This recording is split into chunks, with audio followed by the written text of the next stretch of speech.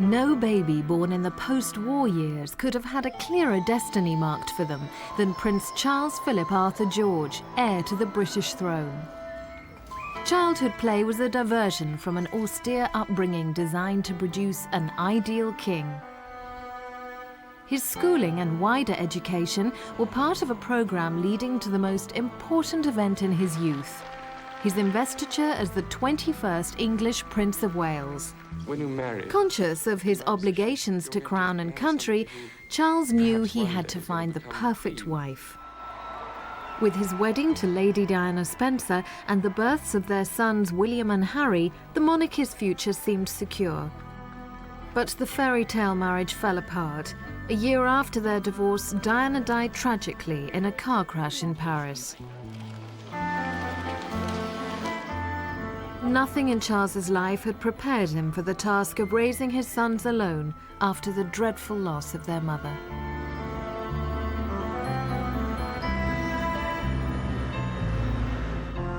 The high hopes of Charles's boyhood have descended to the deepest tragedy.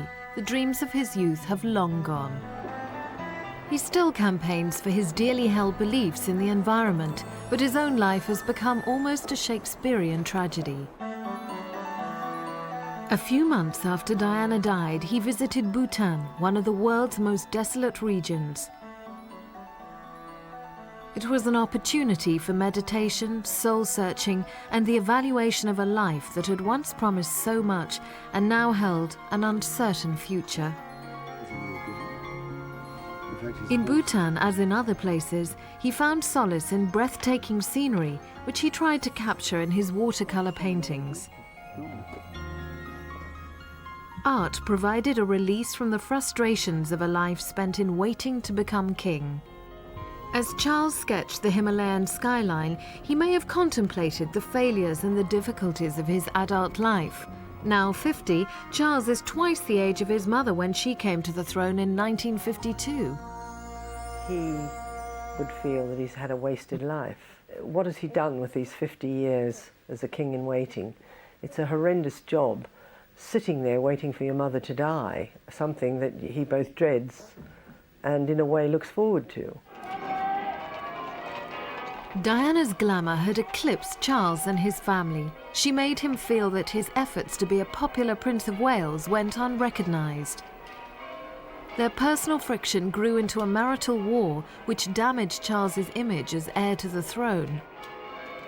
He is still trying to restore his lost popularity. In a way, he's still competing with Diana's shadow. She still overshadows all the royal family. She's still more popular, dead, than any of them alive are.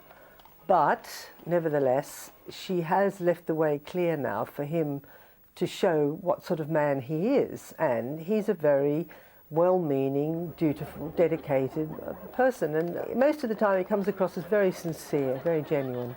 He's got that beautiful, chivalrous, old-world air about him, very gallant. He's just absolutely charming.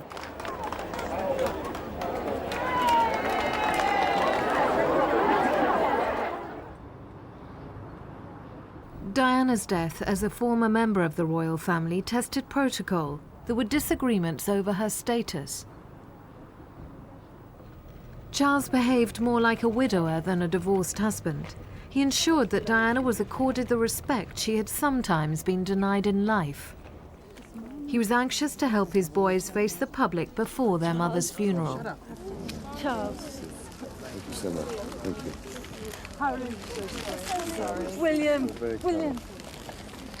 Thank you so much. Thank you. Thank you very much. William and Harry behaved with remarkable dignity, taking strength from the sympathy of ordinary people who mourned their mother. But it was their father's love and support that really carried them through their ordeal during those unforgettable scenes before and during Diana's funeral. Oceans of flowers were left at the royal palaces as tributes to Diana. Charles showed his sons that life had to go on. A few weeks after Diana's death, he made a visit to South Africa. He received a rapturous welcome, the sort that he had once enjoyed as a single man. Savouring his newfound appeal, he entered into the spirit of the occasion. The burden of rivalry with Diana had been tragically lifted. Charles felt free to be himself. Everyone's noted how his own behaviour seems to have transformed since Diana's death, how much more outgoing, how much more relaxed he's been. I think he always found himself playing second fiddle to her. He always found himself overshadowed by her. Whatever card he played, she seemed to trump. And I think he must desperately have hoped that divorce would somehow put an end under this awful story. Of course it didn't. It didn't. Only her death did. There's no doubt since Diana's death that it has looked as if a huge burden has been lifted from Charles's shoulders. And in many ways, other members of the royal family as well. We've seen what I call the Dianification of the royal family. On the Queen's golden wedding anniversary, there she was, walkabout in Whitehall, holding one of these heart-shaped silver balloons. The Queen would never have done that in the pre-Diana era. And Charles, you can't say he's glad she's dead, but clearly it's made his life a great deal easier. Prince Harry, just 13, accompanied his father to South Africa. The spectacular displays of tribal dancing proved a tonic for the young boy. It was a way of going forward after his mother's death.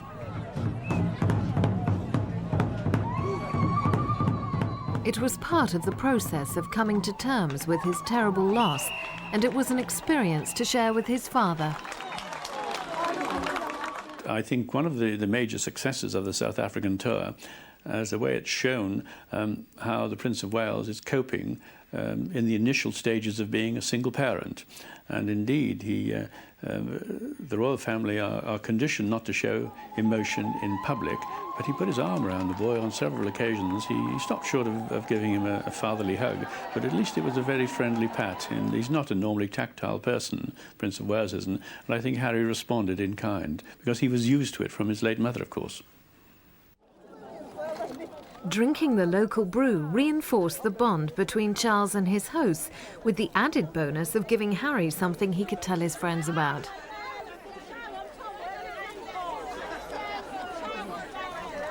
For Harry, Charles encouraged an atmosphere of warmth and laughter. Harry constantly looked to his father all the time for guidance, or like, what are we going to do next? Where are we going? And he kept looking at his father and laughing with his father, and they're having a really good time together. And one day, one of the best days, when we went to a Zulu village where there were lots of bare-breasted dancing girls, and poor little Harry didn't know where to look, kept sort of chatting to his father as if to say, what do I do now? It was wonderful to see the interaction between them. Fantasy, myths, ancient beginnings. Elevate your historical exploration to unparalleled heights with a History Hits subscription. Don't miss out on our latest releases, where classicist Natalie Haynes travels to Corfu to unravel the story of the Gorgon Medusa, one of the most iconic yet misconstrued figures of Greek mythology. Join Jasmine Elmer as she dives into something that people have been obsessed with throughout history: dragons. Where did they come from? What exactly is a dragon? Finally, Dan Snow explores the ancient history of the Isles of Scilly and discovers burial grounds built thousands of years ago. Discover hundreds of hours of award-winning documentaries and ad-free podcasts with History Hit. Sign up for a special offer via the link in the description. William and Harry have many happy memories of the love of both their parents.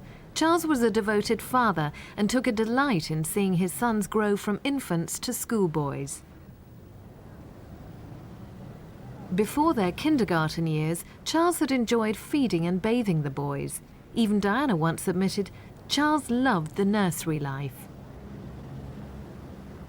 He made a great effort, I think, to be a hands-on, tactile parent to William and Harry when they were very young. I understand that he actually took a hand in changing nappies and seeing them, helping to bath them, things that no other member of the royal family had ever done prior to this. Charles is a very different parent to his children than his parents had to be to him. You must remember that he was born in 1948, and just 6 years later, in 1952, his mother became also his queen. And the demands of a constitutional monarchy really superseded those of being a devoted parent. The Queen, I think, is a devoted parent, but at the same time she puts duty before everything, including her own personal happiness. Charles's own childhood was very formal. The family moved with the seasons around the royal estates, with Charles dutifully attending various annual events, such as the Braemar Games in Scotland. Summers were spent at Balmoral. Little had changed at the Queen's Scottish Highland home since Queen Victoria's days. Balmoral was conveniently close to Gordonston, the character-building school where Charles's father, Prince Philip, had been a pupil in the 1930s. Philip decided that Gordonston would develop Charles's potential, and the 13-year-old prince became a boarder there. Well, Charles had an absolutely miserable time at Gordonston, although his father, in whose footsteps he followed, loved it. And he was horribly bullied because he was different and because he was vulnerable. And these are two things that schoolboys, being very cruel, pick on. And people used to follow him around, taunting him. And if any boy tried to be nice to him, they would, accuse him of sucking up. So he had a thoroughly miserable time. The Spartan dormitories and harsh regime did not suit Charles's sensitive personality. A good education didn't compensate for the bullying he received. It did sow into him this spirit of defeatism and proneness to depression that he had, because he was really miserable at Gordonston. But he certainly, his contemporaries testify that he was singled out for pretty vicious bullying at a pretty vicious school, actually, utterly miserable there. And it may have sown in him certain self-doubt and other qualities that we still see with him at 50. Philip took an active role in his son's upbringing. He made inevitable comparison with Charles's sister Princess Anne, who was younger but made of sterner stuff than her gentle-natured brother. Charles and Anne were prepared for a life in the public eye. Anne's tougher qualities made her Philip's favourite. Philip's always been a very tyrannical and demanding father. His way of compensating for his own public role as number two to his wife, which Philip's never been comfortable with, was to be head of the family. And it's often been said, and it's absolutely true, that Princess Anne was his favourite son, his only daughter, because she, in Philip's eyes, has showed a lot more strength of character than any of his sons. And particularly in childhood, Charles could be reduced to tears by Philip driving him on, thinking he was a bit of a wimp, that Anne was the tougher one, and that's what he wanted his son to be. And that's remained true in adulthood. Charles wanted to please his father with his sporting achievements. He tried to compete with Philip's skills at polo. It was a hard game with physical dangers, but the Queen approved. Polo involved her own great love of horses. And winning trophies made Charles feel triumphant.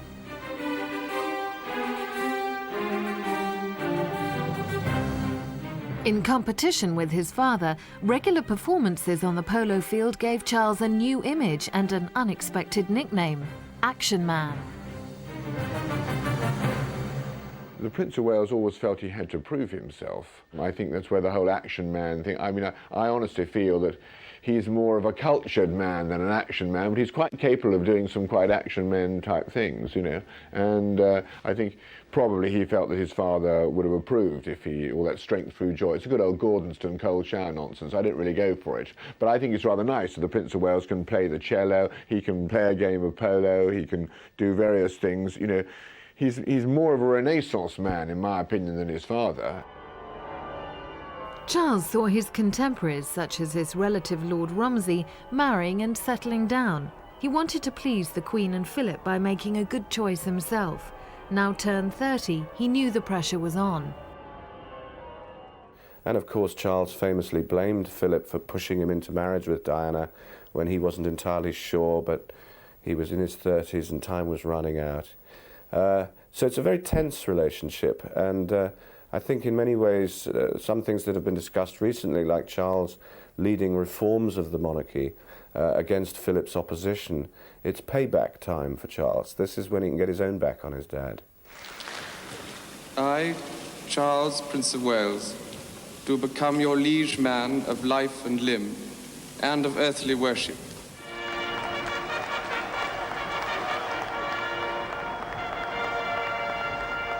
With his spectacular investiture at Carnarvon Castle in 1969, Charles was raised high by public expectation. He knew even then that his future wife would have a demanding role. You've got to remember that when you marry, in my position, you're going to marry somebody who perhaps one day is going to become queen. And you've got to choose somebody very carefully, I think, who could fulfill this particular role. Because people like you, perhaps, would expect quite a lot from somebody like that. And it's got to be somebody pretty special. Alongside her royal counterparts, his chosen wife came to join a notably exclusive family with its unusual habits, pastimes, and rituals. Annual attendance at the Braemar Games was expected. Like the Queen and Queen Mother, Charles loved the ceremony and traditions of the event. But for a modern bride desperately trying to share her in-laws' tastes, it was a trial. Diana always felt an outsider. Charles's love of polo had introduced him to a social set beyond the confines of Gordonston and Cambridge, from which he had graduated in 1970, a year after his investiture. Polo was played by dashing young officers and watched by attractive girls. The brewery era's Sabrina Guinness was one of the many single girls openly linked with Charles. Blonde film star Susan George briefly held his affections, as did the Duke of Wellington's daughter, Lady Jane Wellesley. The one we did think at that time had a chance of marrying Charles was Davina Sheffield, who was very pretty, delightful girl. Everybody thought that she was very much in love with Charles and that he was with her. I know that Charles's valet, Stephen Barry, said that Davina was the one girl that he seemed not to be able to let go of when he kept in touch with her for a very long time afterwards. So obviously there was a great deal of affection there. The Queen's Silver Jubilee in 1977 focused attention on the royal family, including Charles, the unmarried heir to a queen who had reigned for 25 years. I remember it was some time ago, and I was my 21st birthday, I think. I had a dance at Buckingham Palace, and there was a splendid rumour the next day that I was about to get engaged to some splendid lady. And I went home to Norfolk, and wonderful old boy. When we were out pottering about, who was the fish and game merchant from King's Lynn. And he came up to me and he looked at me for a long time and he said, "Master," he always called me Master. He said, "You make sure you look at their mothers first," he said.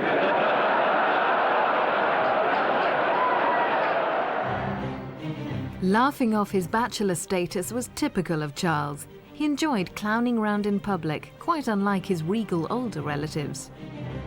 This was the man who sent his favourite horse a Christmas card and enjoyed fooling around for the cameras, something Diana could occasionally share with her husband.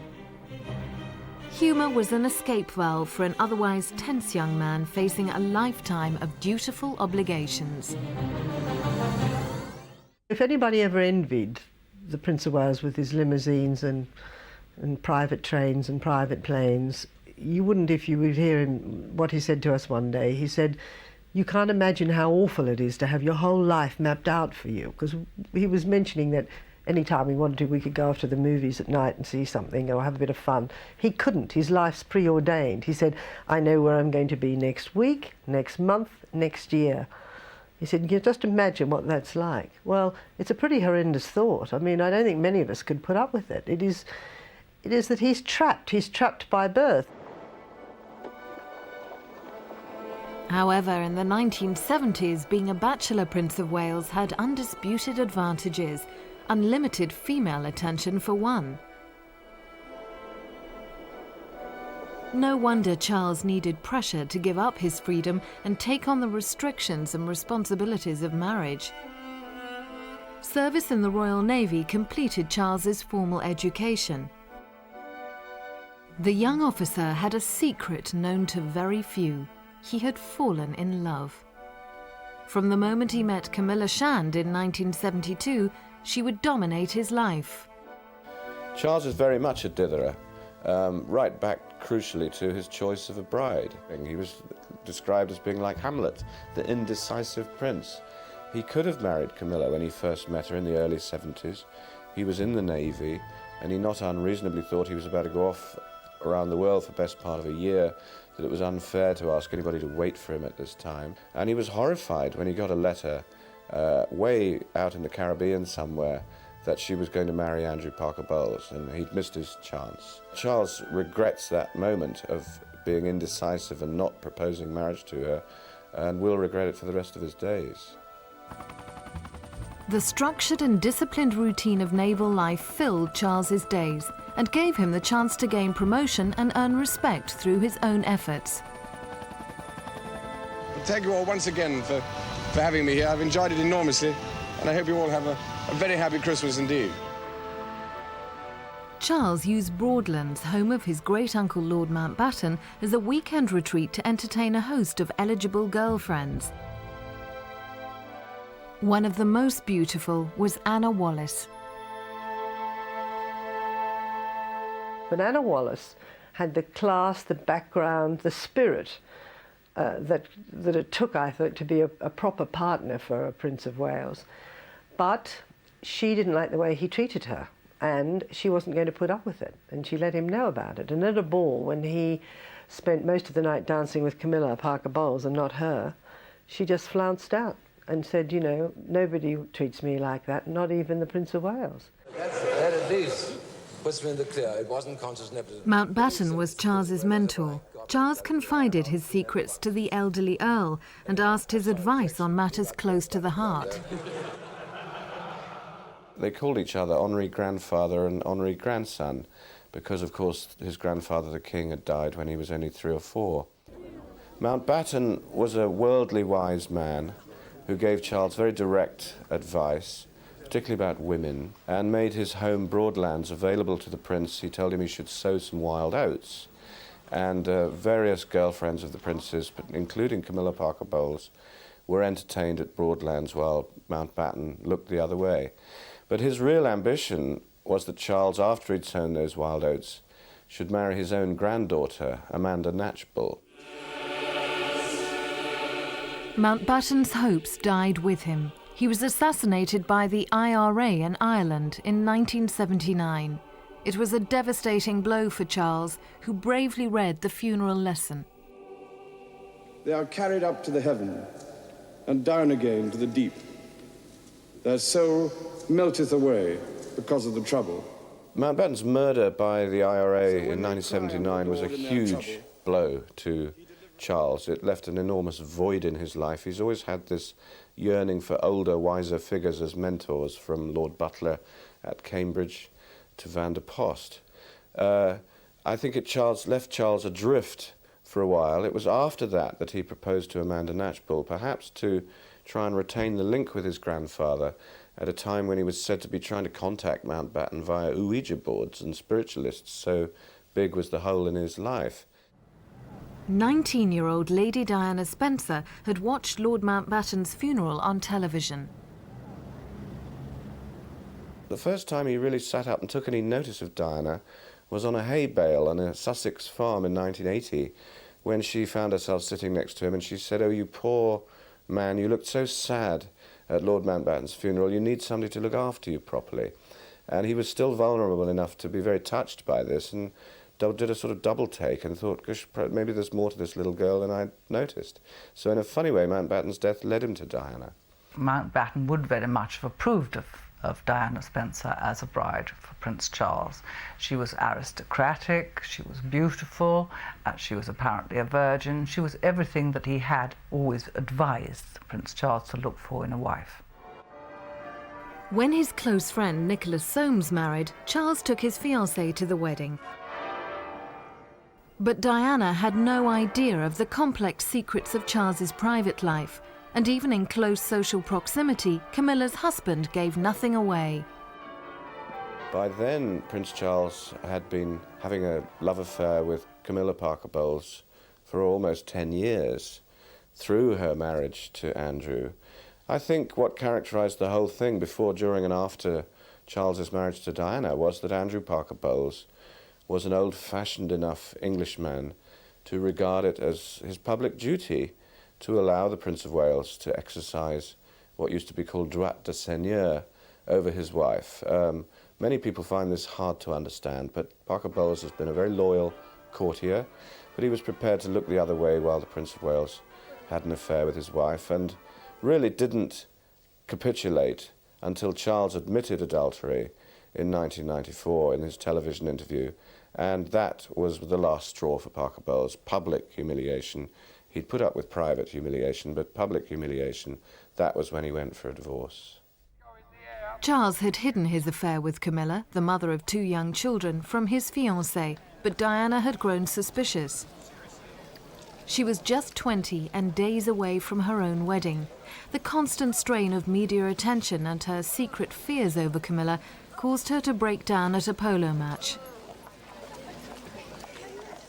She was led away and comforted by Lord Romsey and by Charles, but it was a sign that all was not well. We have to remember that Charles did give up Camilla when he got married.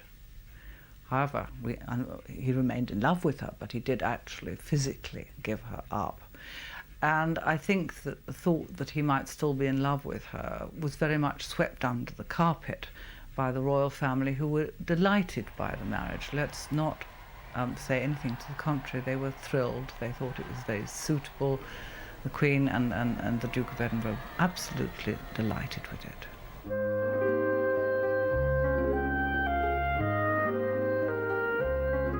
On his honeymoon, Charles apparently read 5 volumes by his friend, the elderly philosopher Laurens van der Post. He insisted on reading these aboard the royal yacht Britannia, much to Diana's dismay. While the public thought that the golden couple were enjoying a luxurious cruise, seeds of marital discord were being sown. I think poor Diana realised as early as the honeymoon that there might be enormous trouble making this marriage work. She'd had her suspicions already in the months of the engagement about Camilla Parker Bowles, who was always around, who always seemed to know what was going on before Diana did. And when they went on honeymoon aboard Britannia, Charles tended to spend all day reading Laurens van der Post books, and of course every evening they had dinner with all the officers in the officers' mess, so it wasn't exactly a touchy-feely being alone together honeymoon like most people have. After their Mediterranean cruise, the Prince and Princess of Wales flew to Scotland to join the other royals at Balmoral. The newlyweds posed happily for the cameras. But it was a deceptive performance. Diana was already ill, suffering from the eating disorder bulimia nervosa and from depression. She was obsessed by thoughts of Camilla. The irony was, when she began to show signs of bulimia and signs of depression as the honeymoon continued that autumn at Balmoral, Charles brought up to talk to her, of all people, Laurens van der Post, his elderly mentor, who he thought might try and understand better than he could what was wrong with this young girl. And this was the last man in the world she wanted to talk to, because he'd haunted her honeymoon in the shape of his books. She said he spent more time with Van der Post than he did with me on our honeymoon.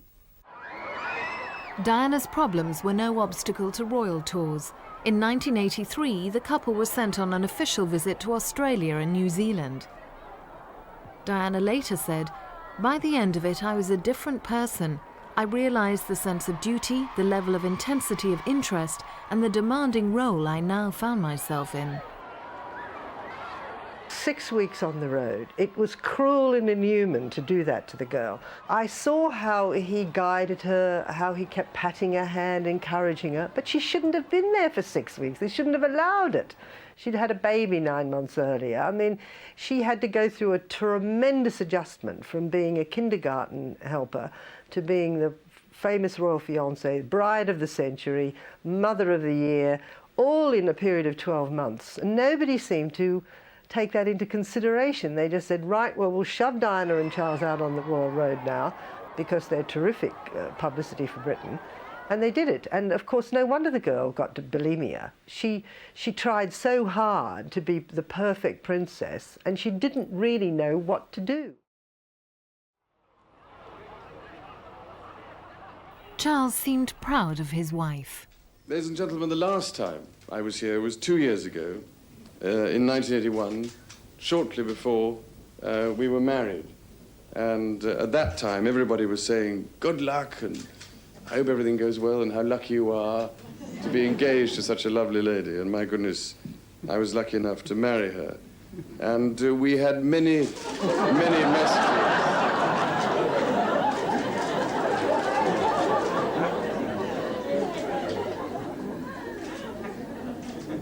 It's amazing what ladies do when your back's turned.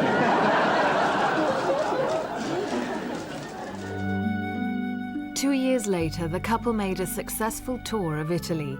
They were now an experienced partnership. On the surface, all seemed as calm as their gondola ride in Venice.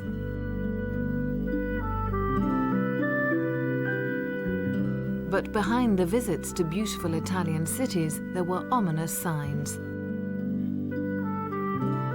Charles was forging ahead with his interests in art and architecture, subjects that the princess found boring. He had grown to love painting. He was proud of his results, and he strove to improve his techniques. But it was a hobby he preferred to practice alone.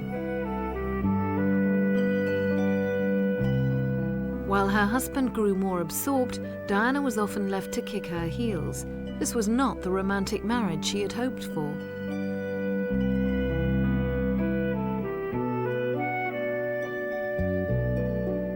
On a cruise aboard the Britannia after the official tour, the marriage began to come adrift. Charles felt he had done all he could to help Diana cope with her royal life. He settled down with Diana, and he really did devote himself to making her happy. Now, this was a very difficult job, as we all know, because she found it so awful to cope with the pressure she was under from transforming herself from a nobody into the world's most famous cover girl virtually overnight. So they had a lot of difficulties. So he devoted himself to helping her. But he was just a man. He's not Superman. And he made mistakes. He didn't understand the problems that she had. And a lot of it turned him off. And his sympathies were finally exhausted. But, you know, he did try. He did get her to a psychiatrist, and I think he did as much as any man could have been expected to do, but she was a very difficult woman to live with. The couple soldiered on, but by the summer of 1986, the marriage had privately broken down. On holiday in Mallorca with the Spanish royal family, Charles and Diana played the happy couple. In fact, Diana hated the attention Charles received from King Juan Carlos and Queen Sofia. Diana suffered serious bouts of bulimia. After a few days, Charles returned home alone. Reunited with Camilla Parker Bowles, he headed straight for the sanctuary of his beloved Balmoral. Well, there are many royal homes, but of all of them, Charles has always said that Balmoral is his favourite from childhood through adulthood. During the decline of his marriage to Diana, it was to Balmoral that he always disappeared. And there was this pattern where the first time the public really realised something was wrong was when Charles was always at Balmoral and Diana wasn't. It's always the place where he goes to think and retreat and recover his spiritual energies, and it's always meant a great deal more to him than any other home. Hard games of polo with its rough physical challenges helped Charles cope with his inner tensions.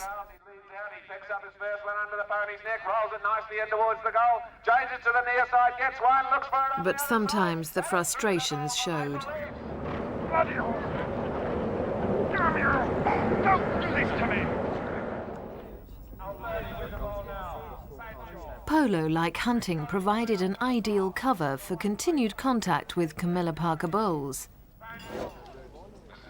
I think nearly every male member of the royal family, as far back as anyone can remember, care to remember, if they've decided to have extramarital relationships, they nearly always, invariably, choose a married woman to have a liaison with.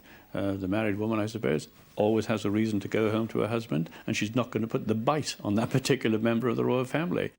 Camilla Parker Bowles would be at Windsor quite a lot. I remember her spending quite a lot of time there, but not so, you know, there was never any impression that, you know, once the marriage had really got underway, that Camilla was pushing her nose in or sort of determined to be there. But I mean, clearly, if her husband was playing, and he played for quite a long time, that Andrew Parker Bowles and the Prince of Wales would have played on the same teams. Charles's friends fell under Diana's suspicion. Even the Palmer Tompkinsons, whose daughters Santa and Tara were regulars on the social scene. Their mother Patty grew close to Camilla, and the family became part of Charles's exclusive Highgrove set. The Palmer Tompkinsons are very long-standing friends, starting on the ski slopes, where the annual trip to Closters is actually spent in their chalet, but they've become very close members of the intimate circle throughout the decline of the marriage, etc., in England as well as there. They particularly bonded during the avalanche that very nearly killed Charles, killed his friend Major Hugh Lindsay, and very nearly killed Mrs. Palmer Tompkinson, who was swept over the precipice with Major Lindsay and was very lucky to survive with multiple injuries. I think that bonded them all together.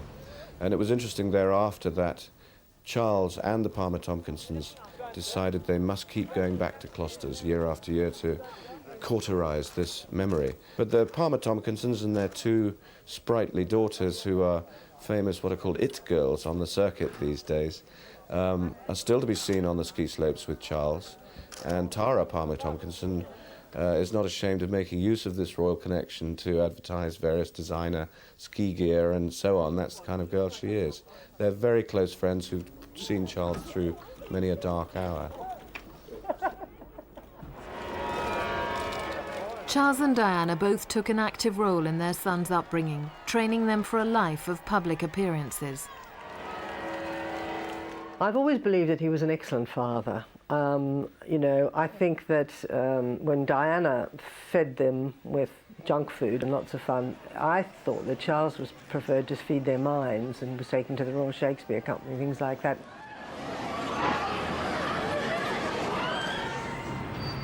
Diana often complained about Charles's frequent absences and his distance from the family.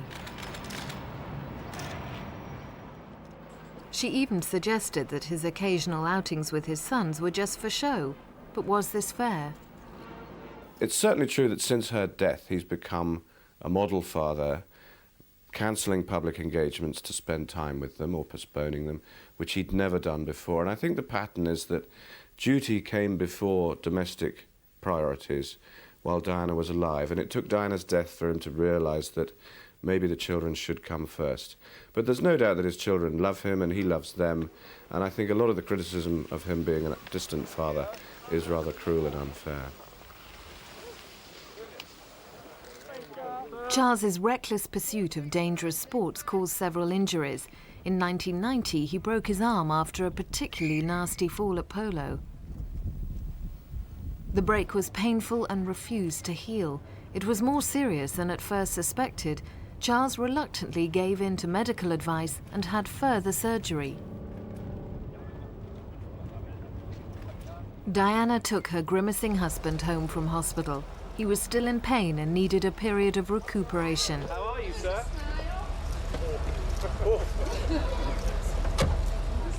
Now married in name only, they staged a show of togetherness out of duty. The public didn't know that Camilla had visited him in hospital. Keeping up appearances, Charles and Diana returned to Highgrove, their country home. Diana soon left, and Camilla came over from her nearby home, Middlewick House, to provide Charles with tender, loving care. Camilla had become mistress of Highgrove. Highgrove was his HQ near the Parker Bowleses, near Camilla, and it had the atmosphere of Camilla to it before they even got married. And throughout their marriage, close friends of Charles would be the Highgrove set. And there were several times at the various stages of deterioration when Diana tried to break up this Highgrove set. Diana would leave on a Sunday afternoon to take the children back to London to go to school, and Charles would be straight out to the Parker Bowleses, or Camilla would come straight over as soon as Diana had gone. And of course, famously, Diana, when she arrived, would always go into Charles's study and press the redial button on his phone, and it would go straight through to Camilla's number.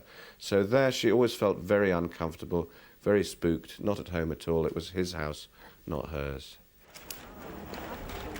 In February 1992, Charles and Diana made an official visit to India. Rumours about their relationship were rife.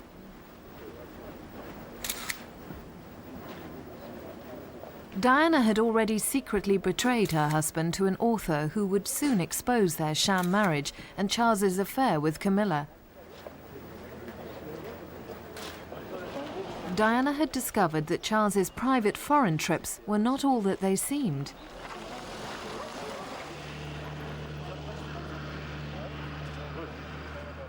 She had learned that her husband had other reasons for making visits to archaeological sites and for his now familiar painting tours.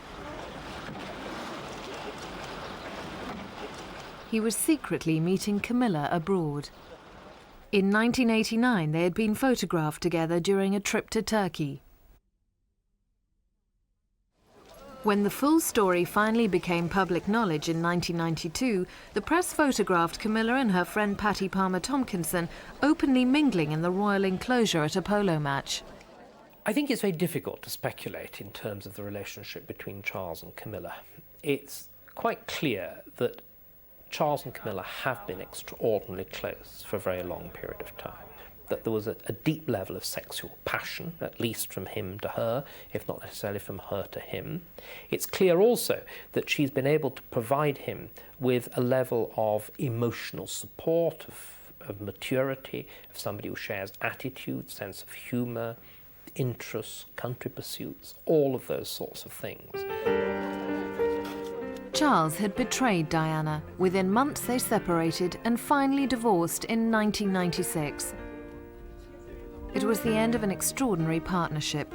Weeks before she died, Diana said, "We could have been the best team in the world, but it was not to be."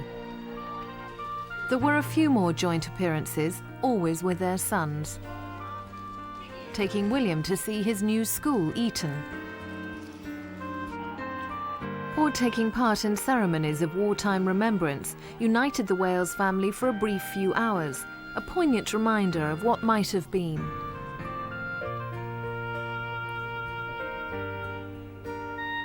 Their last time in public was for William's confirmation in March 1997. Just 5 months later, Diana died in Paris.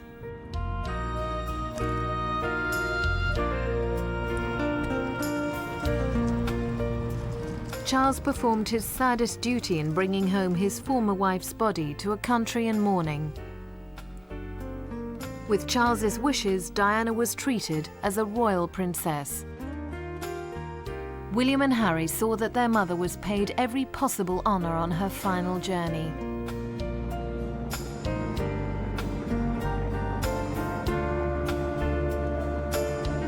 Charles accompanied his sons to Diana's private burial at Althorp, her family home. He had responded to her tragic loss with unexpected dignity.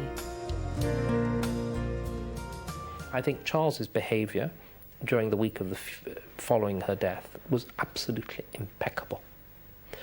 It was also that of a man who was genuinely appalled by what had happened, clearly overcome by the deepest mixed feelings. Because I think one of the things that has been very frequently misrepresented is the relationship between Charles and Diana. It wasn't a loveless marriage. If you look at the two of them, those shots at the very beginning of the marriage, these are people between whom there is some very, very close tie. I think Charles was half in love, half not in love. Diana thought she was in love, but she was probably at least as much in love with the idea of being a princess as in love with Prince Charles.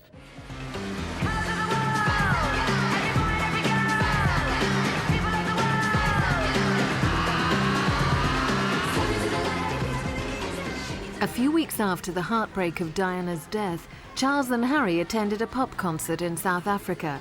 13-year-old Harry was thrilled to meet the Spice Girls.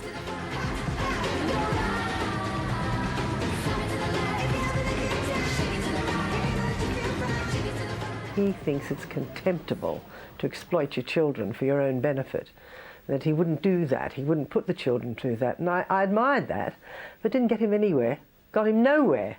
So, you know, you can be noble about these things, but Diana was better at manipulating the media and her own public image, and she got her message across, and he got only the message that he was a lousy father.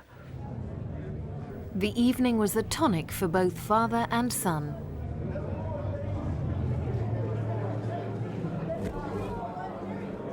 I said to him on the plane, I said, I think you're awfully brave meeting the Spice Girls again. And he went, oh, God, he said.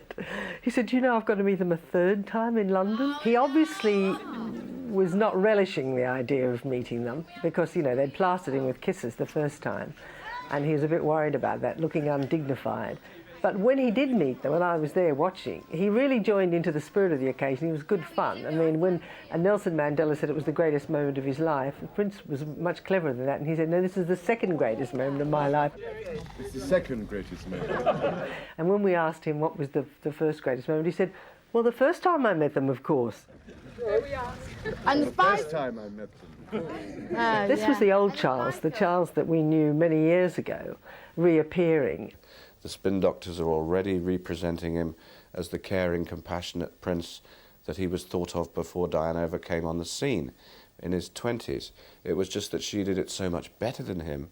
She genuinely was the caring, compassionate princess, that he appeared an old fuddy-duddy stick in the mud, interested in things like architecture and the environment, which are not really major issues in people's everyday lives, while she campaigned about AIDS and cancer and battered wives and homeless people and sick children, which are issues in people's everyday lives. Now you see Charles touching AIDS patients and himself, to some extent, becoming Diana. Royal salute! Present home!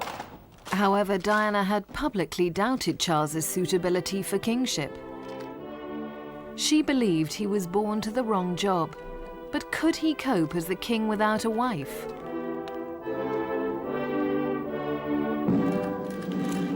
It is important to have the support of somebody that you can trust, and you can totally trust, just as the Queen has the Duke of Edinburgh. I wonder how she could carry on if he didn't exist. It is the real top of the greasy pole, and you're there on your own. And so you must have somebody to give you some support, somebody you can confide your hopes and fears, dreams, etc. to. The prospect of a Queen Camilla may still be unwelcome, but would Charles really want to make her his wife after Diana's tragedy? The real argument is that there's going to be 20 or 25 years yet before Charles becomes king. If marriage to Camilla courted a great wave of public antipathy and dislike, as I think it probably would, that would die away in 3 or 4 or 5 years, and he'd still have another 20 years. So I think a lot of people, the public opinion seems to be swinging around to why not, now that Diana's gone, give those boys a mother, etc. Whether or not the British people want Camilla, the woman that broke up the marriage, as the ideal stepmother for William and Harry is a different matter. I suspect that Charles in the end will prefer the status quo, where he has a virtual wife in Camilla, who spends several nights a month with him at St. James's Palace and virtually lives with him at Highgrove in Gloucestershire, where she has a house in the grounds, and that they'll never actually marry, but she'll be virtual wife, virtual queen. That decision may lie in the future. For now, Charles's immediate role is to raise his sons to maturity without the mother they lost so young.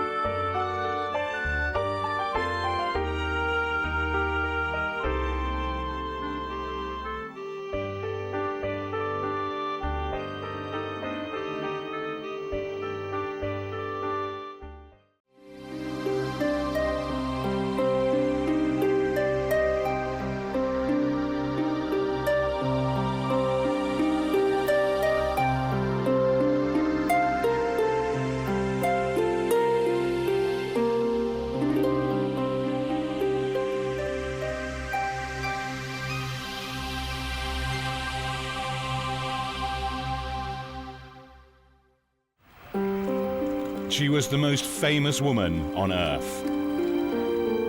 From fairy tale bride to estranged royal wife and divorced mother, Diana captivated hearts and headlines. But behind the public facade of royal duty was a hidden, secret life of marital betrayal.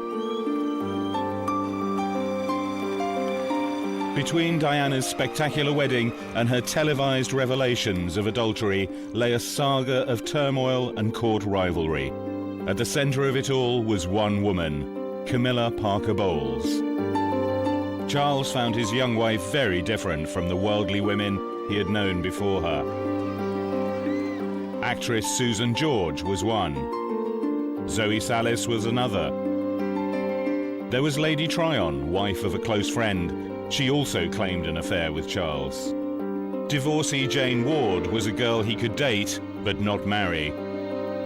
Diana seemed perfect, but proved vengeful, capable of performing her royal duties while plotting to undermine her husband. The aristocratic Diana had grown into a beguiling teenager by her engagement in 1981. She linked her Spencer dynasty to the royal house of Windsor, but by the time of her father's death, 11 years later, her marriage had entered its terminal phase.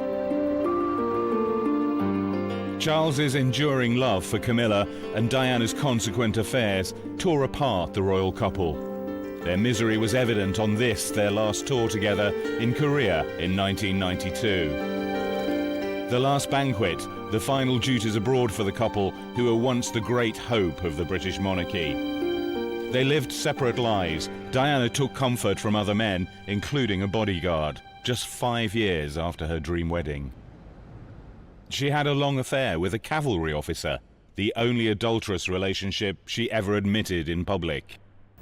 There was an intense closeness with an old friend. A private phone call was secretly taped and became known as Squidgygate. She was linked to a famous rugby player and blamed for the end of his marriage.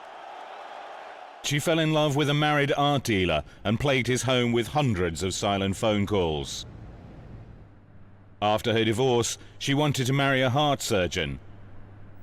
And finally, there was a summer romance with a playboy, which ended with their tragic deaths. Despite her affairs, this is the Diana people prefer to remember, the Princess of Wales, a woman with inimitable style and charm. She was the jewel in the crown, one of the royal family's greatest assets. After her marriage failed, Diana looked for different directions in her life. Ladies and gentlemen, I'm immensely proud to be here in New York tonight with you all.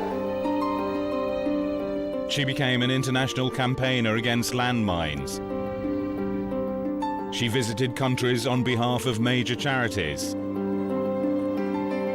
She still had to attend official functions, but as a semi-detached royal, her life lacked definition. Diana decided to use her fame to help the world's disadvantaged and afflicted. In December 1995 in New York, she won the Humanitarian of the Year award for her charity work. In the same month, the Queen wrote to Diana recommending divorce. In the United States, Diana found the warmth and acceptance she felt lacking in the royal court, which sided with Charles. This was not the way she imagined her life would become when she and Charles faced the press on their engagement day. Diana later said, "At the age of 19, you always think you're prepared for everything, and you think you have knowledge of what's coming ahead." She scarcely understood Charles's complex personality. He was a Cambridge graduate. She left school at 16. He'd had torrid romances, some with married women. She had no previous lovers. Charles was 12 years her senior. Diana was almost a child. This nearly mirrored the age gap between Diana's parents when they married. Her father was 30, her mother just 18. Diana's mother, Frances, seen here with baby Diana, shocked society by leaving home and family for another man. I think that Diana's mother could be described as hot-headed and strong-willed. And indeed, she proved that, really, by running off with the second husband, Peter Shan Kidd, at a time when this was very unusual behaviour. You might have mistresses, lovers, etc., but you stuck with the family and stuck together. A bitter divorce and a child custody battle left Diana, her sisters and brother with their father, a former equerry to the Queen. Her sister Jane's marriage to the Queen's assistant private secretary kept them close to the royal court. Bridesmaid Diana had an idealised vision of her own future. She was brought up, she was very unsophisticated, even for her age in those days. And I mean, that's just the ideal she lived with. She said to lots of people, you know, I'm going to get married and have lots of children and we'll always be together. Diana, who failed her school exams, became a kindergarten assistant in London. She met Charles, then dating her sister Sarah, at the family's ancestral home, Althorpe. I'm sort of met in a ploughed field. Slightly previous to that, but I know. And what did you think then? What was your instant impression, both of you? What did you think about Lady Diana? Well, I remember thinking what a very jolly and amusing and attractive 16-year-old she was. And, I mean, great fun, and bouncy and full of life and everything. And I don't know what you thought of me. Pretty amazing. The press chased Diana during her brief courtship with Charles. They were convinced that at last he had found his future bride.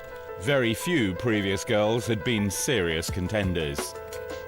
Davina Sheffield was presumed suitable, but her romance with Charles ended when a past affair was revealed. Respectable Jane Wellesley, a duke's daughter, was an early favourite with the Bachelor Prince.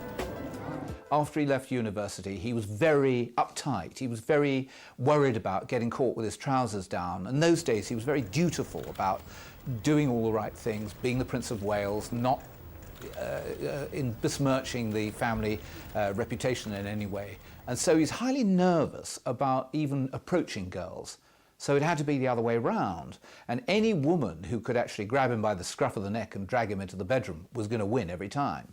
Charles had a select circle of friends who also enjoyed his favourite sports, hunting, skiing and polo. It was through polo that Charles met the woman who would dominate his life. She was then dating one of his closest friends. Camilla Shand was from the county set, not noble enough to marry a prince in the early 70s, but discreet enough to be a lover. She had an earthiness he found irresistible. The polo fields around Windsor were just filled with these girls who were absolutely desperate to get into bed with Prince Charles. But the only people that he really looked at were the girls who were a bit unusual. And certainly Camilla was one of those. And she turned up wearing a pair of jeans held up with a safety pin, and her hair was all over the place. And there was that magnetic attraction. But duty intervened, and Charles's naval career beckoned. After a brief and heady affair, he left Camilla for the high seas. With Charles gone, she resumed her long-time romance with Army officer Andrew Parker Bowles, marrying him in 1973. He was a very attractive man, regarded in high society as a good catch. Andrew Parker Bowles was supposed to be the best lay in London, and she had been trying to grab him for years and years. In fact, by the time that Prince Charles bumped into Camilla, she'd been going out on and off with Andrew Parker Bowles for 6 years. She was 6 years of a 7-year campaign into trying to get Andrew Parker Bowles up the aisle. She knew she could never marry Prince Charles because she wasn't a virgin, she was not sufficiently aristocratic enough, and she knew jolly well that the courtiers who were looking for a wife for Prince Charles wanted somebody whose face could go on a postage stamp, and hers was no photographic portrait. Knowing Charles had to marry, Camilla championed the innocent Diana, hoping she wouldn't threaten their relationship. The engagement interview shows the difference in Charles and Diana's feelings. And I'm amazed that she's been brave enough to take me on. And I suppose in love. Of course. Whatever in love means. Charles loved 2 women. Diana was besotted with him alone. The Royal Roadshow began while they were engaged. Although nervous, Diana soon established an easy rapport, especially with children. Her first mistake was a choice of dress. She wore a strapless, low-cut gown to accompany Charles to a music recital at the Goldsmiths Hall, London. The dress was considered too daring and the wrong colour. She said later, "I hadn't appreciated that I was now seen as royalty. Black, to me, was the smartest colour you could possibly have at the age of 19. It was a real grown-up dress."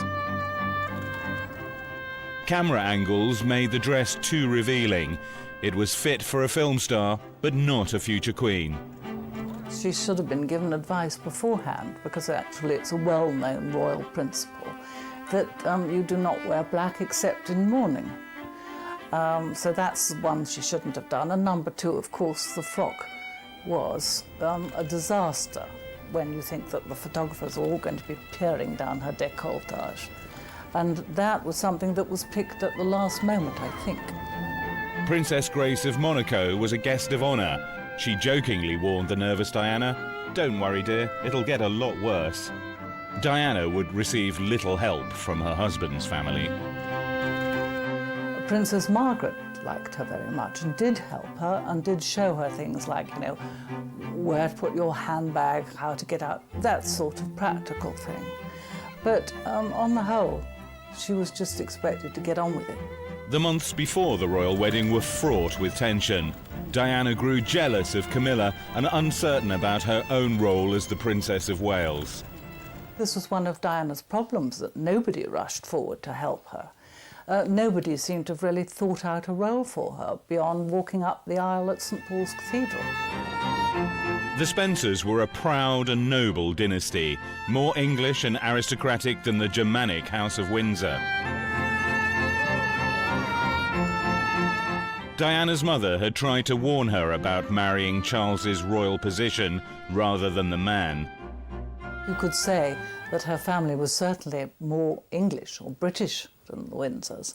And I think, in a way, the family would have looked at themselves as more aristocratic. And possibly, I think this has been down the ages, aristocratic view of the Windsors, that they're rather middle class. Diana said of her wedding, "I had such hopes in my heart." But just days beforehand, she'd almost called it off because of her fears over Camilla. And walking down the aisle of St Paul's Cathedral, Diana had spotted her rival among the congregation. Camilla would become the third person in the marriage. Swept along by the occasion, Diana hoped that Camilla belonged to the past, but as the royal couple left for their honeymoon, there was another reminder of Charles's mistress. Leading the official escort group was Camilla's husband, cavalry officer Andrew Parker Bowles. A longtime friend of Charles's sister, Princess Anne, he remained part of the gilded circle at the royal court. Years later, people would joke that Andrew laid down his wife for his country by ignoring her affair with Charles. She knew that the best she could be was Prince Charles's mistress, but she was determined, once she got Charles into bed, that she would remain Prince Charles's mistress. She saw that she could do that and have Andrew at the same time, get married to Andrew, have Andrew's children, and still be the Prince of Wales's #1 mistress. On honeymoon aboard the royal yacht Britannia, Diana discovered the hold Camilla had over her bridegroom. Charles had kept photographs of Camilla and a gift of cufflinks engraved with their initials. The newlyweds left Britannia and went to Scotland. Diana's hopes were dashed and she no longer trusted her husband. Diana was deeply suspicious about Charles and Camilla. She couldn't always tell when they were together, but she could sense it. She had extrasensory perception. She was a remarkable woman in that way. And I don't believe that she knew that the night before the royal wedding that Charles and Camilla were together in bed in Buckingham Palace after the ball. But she could sense it. She knew that they were still talking. The evidence was there that Camilla knew what Diana's movements were. And she, I think, could only live in the hope that once she actually got her husband away on honeymoon, that everything would change. She really believed that somehow the act of love, going to bed together, would somehow change Charles and allow him to forget about Camilla and concentrate only on his wife. Posing for the press at the Queen's estate, Balmoral, they successfully hid the truth. Diana had already succumbed to an eating disorder, bulimia, which she blamed on the spectre of Camilla. Diana and Charles were already finding it difficult to relate to each other. Most of all, she could not compete with the older and more experienced Camilla. I think that it was very hard for her. I don't think that sexual things were her main attraction. I'm not sure that she was very, very sexy, really. As often very beautiful women are, they're not terrific on the sexual front. And I think that that's the strength of Camilla. That's the sort of aura she has, a sort of sexual power.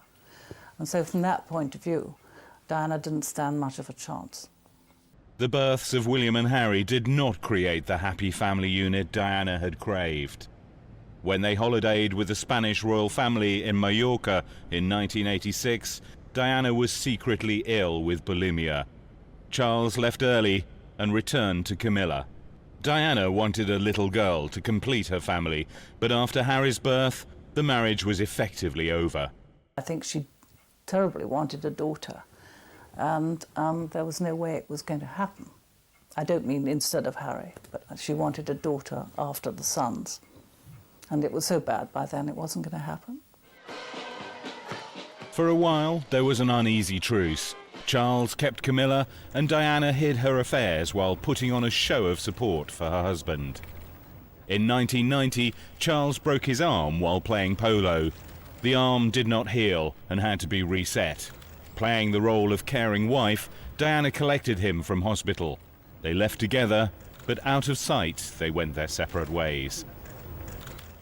Well, of course, this sort of thing dates of when relationships happen is very difficult. You're not behind the curtains, you're not under the bed. I think that by the time Prince Harry was born, it was very difficult already. The coolness between the couple was noticed. The press counted their time apart. Faced with a barrage of speculation, Charles and Diana were forced to appear together in public. Diana was suspected of leaking stories to the media. I think she really started her manipulative behaviour when she found her marriage going wrong. And she felt that she had no voice, and she was determined to get a voice. And the only way she could really get back on the Charles and Camilla situation was to promote herself, which she was very good at. In the early years, the couple worked well together. Diana said, "We were a good team." Her radiant beauty captivated people around the world, such as here in Australia. At first, Charles was proud of her, and there are telling glimpses of his affection. But the diffident prince became jealous of his superstar wife. Diana learned that the cameras picked up every nuance of her style and expression. Using that knowledge, she signalled her displeasure with Charles in a skillfully timed missed kiss. I think Diana became the wife from hell. I think, in fact, when they got married, they really loved each other, and he said that quite often. Do you know, there was a time when we were very much in love, and that, although brief, that was so. Camilla came back into Charles's life in the mid-80s, when he claimed his marriage had irretrievably broken down. Their secret affair bolstered his fragile ego. Her role as his lover and confidant was known only to trusted friends. The great thing about Camilla was that nobody really knew anything about her. The people who were immediately around Charles knew that he'd been seeing Camilla, both when she was a single woman and also when she was a married woman. The thing was that the press had no idea that for all those years he was having an adulterous relationship with a woman he was in love with. Diana changed all that. There were carefully placed stories in the press portraying her rival in a bad light. The media was soon on the trail. Camilla was hounded by the press. On one occasion, Charles was forced to make a quick exit from her home in the back of a car, hiding under a blanket, with photographers in pursuit. The relationship was forced out into the open when a tape of a phone call between Charles and Camilla was made public. Known as Camilla Gate, it was published in January 1993, a month after Charles and Diana's official separation. It justified all Diana's suspicions. In often embarrassing terms, it revealed the depth of the lovers' intimacy. Yeah, I think good feeling all way along. Oh, I want to feel my way along you. I can't bear a Sunday night without you. Oh, God. It's like that program, Stop a Week. I can't start the week without you. I fill up your tank. Yes, you do. I really do. Yeah. And then I'm all right. I think Diana loved it. She had the most wonderful time roaring, reading out sections of the Camilla Gate tapes over the breakfast table at Kensington Palace. She had a field day because her husband had been so pompous, so determined that she was in the wrong and that he was in the right. And here was a moment when he was caught with his trousers down. What a fool he looked. And the things that he said made him look even more foolish. Diana just was absolutely beside herself with laughter. Diana's beauty and charisma won sympathy for her as a wronged wife. Even Charles's father, Prince Philip, wrote to her saying, "I cannot imagine anyone in their right mind leaving you for Camilla." Happy to see Camilla pilloried, Diana had secrets of her own. While superficially supporting the Queen and the royal family, Diana had indulged in a series of ill-judged affairs. The first was in 1986 with her married bodyguard, Barry Manakee. As her marriage collapsed, she sought comfort from the man whose job kept him at her side. He was dismissed for over-familiarity. She told some people they were lovers, but she denied the affair to others. I spoke to Diana about it, and I believed her when she said, "Ken, everyone thought that I was having this affair with Manakee. I wasn't. I enjoyed a good relationship with him." Crucially, what happened here, Manakee probably did overstep the red carpet line that in real sense should debar, you know, the below stairs peasants from rising above their station. And I think he actually sort of got himself into the drawing room occasionally and was seen by the envious butler, you know, the dresser, the chambermaid and whoever else. And they put the knives out and said, "Hang on, this guy's getting a bit too close." For a while, the royal marriage survived at its official level. Charles and Diana continued to represent Queen and country abroad, such as here in Japan in 1989. It's hard to imagine a more beautiful and stylish ambassador. And even harder to contemplate that Diana was also enjoying a passionate affair at home with cavalry officer James Hewitt. Later, from the proceeds of a book on Diana, Hewitt bought a manor house. But it was at his family home in Devon that Diana shared a normal domestic routine, witnessed by her bodyguard Ken Wharf. I never lost sight of the person I was protecting. There comes a point in the day when you have to go to bed. At some point, when the sun comes up, you get up and you eat and you begin the next day. There's nothing odd about that. For Diana, the private life she shared with Hewitt probably saved her from a total breakdown. It did sort of draw her back from the brink. She was very, very unhappy, very depressed. And I think that, that Hewitt gave her a lot of confidence, a sort of calm, steady, normal sort of young man. And he was very good at you know, caring for her, looking after her, loving her. And I think at that particular point it was important for her psychologically. Diana confessed her affair with raffish Hewitt in an interview with the programme Panorama. Did your relationship go beyond a close friendship? Yes, it did. Yes. Were you unfaithful? Yes, I adored him. Yes, I was in love with him. She ditched him, I think because she thought that they were going to be found out. She ditched him twice. The first time it was because he was ordered to Germany and she wanted to fix it so he didn't go. And he, as a regular soldier, refused to have this and said, "No, no, I'm going." So she considered that that was a betrayal. She cut him off the second time after the Gulf War because stories were appearing in the newspapers about her relationship with him. And she realised this was extremely dangerous. To have Diana, Princess of Wales, as his conquest was a tremendous feather in his cap.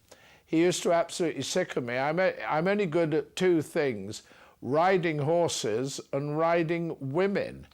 But I have to admit, I think it's most likely an accurate answer. He was a complete ratfink, but he sort of comforted her when she was at her very lowest. With the death of her father in March 1992, Diana lost a vital prop in her life. Charles felt obliged to play the caring husband for the sake of his public image, but the growing distance between them was becoming evident. I think from what one can gather, Prince Charles was really rather relieved when she took up with James Hewitt, so he could get on with his life with Camilla, and that she was taken care of, happy. That was fine by him. I mean, he no longer loved her in that sense. You know, basically, I suppose she was rather an encumbrance in his life, and so if she was occupied and happy, well, the better. The end of the Hewitt affair tipped the balance. Diana sought vengeance on her husband by cooperating with a sensational biography. She pretended to have no connection with it and continued her duties on this hospice visit. In all that you do, you reflect so very sincerely the philosophy of tender, loving care, which is and always will be the hallmark of this hospice. The Morton book shattered the fairy tale of Charles and Diana. She had let daylight in on the magic of monarchy, and nothing would ever be the same. It was a mistake she was already regretting. Her adoring public sympathised with her, the establishment with Charles. Soon her life came under prurient scrutiny when a tape of a call made to James Gilby, an old friend, was mysteriously released to the media. The tape, known as Diana-gate or Squidgy-gate, a reference to Gilby's nickname for her, laid bare her feelings. Diana believed it was released to harm her in a serious manner. It's just so difficult, so complicated. It makes my life real torture, I've decided. Behind the ceremony of royal life lay deep personal unhappiness. So that was it. I was very bad afternoon, so grubbing. I just felt really sad and broke. I thought, bloody hell, what have I done for this fucking family? Diana referred to her husband's staff as the enemy. She blamed Charles's friends for putting around stories that she was mentally unstable. Some of them encouraged his affair with Camilla, providing safe houses for trysts. They did nothing to help save the royal marriage. I think perhaps they should have tried and thought that this marriage was important to the monarchy and important to the people of this country, and it shouldn't have been allowed to go wrong. And I think that they did not help. I think they actually briefed against Diana, as we know, and again in this rather cruel way about her being psychologically disturbed. I think that though they were good friends to him, they did do quite a lot of harm. Diana had some foolish liaisons, including one with rugby player Will Carling. She was linked to his marriage breakdown. I was told actually very, very recently, which surprised me, that he'd spent and had been seen quite often with Diana up at a beach hut that the royal family own up on the Norfolk coast, quite near Sandringham, and that they'd been together up there quite a lot. To have your wife sleeping with the captain of the England rugby team is just too disgusting for words, if you are Prince Charles. The awful thing about him was he could not see that what is sauce for the goose is sauce for the gander, that if he is allowed to have extramarital sex, so is she. As her marriage fell apart, Diana sent out subtle gestures to win sympathy. Famously, she used the Taj Mahal for a posed statement of her solitude, but her own search for love tarnished her reputation. Diana fell in love with handsome art dealer Oliver Hoare. After he decided to stay with his wife and children, she made hundreds of silent phone calls to their home. He had an immensely rich wife who completely controlled everything that Oliver Hoare could do in life with the amount of money. Oliver Hoare was also a friend of Charles and Camilla, part of their trusted circle. In 1994, Charles cooperated with his biographer Jonathan Dimbleby in a television programme in which he admitted adultery with Camilla. On the night the programme was shown, Diana upstaged him by wearing this stunning dress. The War of the Waleses continued. Diana dated men in pursuit of love and also to provoke Charles, but she genuinely wanted to marry Pakistan-born doctor Hasnat Khan. Diana adored very clever people, and Hasnat Natty, as she called him, Khan, was a person who was a brilliant heart surgeon. She would go down to the Brompton Hospital and watch him working, would meet him at night. But as a wife for Natty Khan, absolutely not. And I think the fact that he sort of kept her at a distance, I think it absolutely infuriated her. She could not believe that somebody could be so cool towards her, and it made her more and more keen. What she really wanted was companionship, adulation, to be seen on the arm of somebody who would irritate her husband. And this really was at the root of much of her actions. She was determined to pull her husband by the tail, and so she did.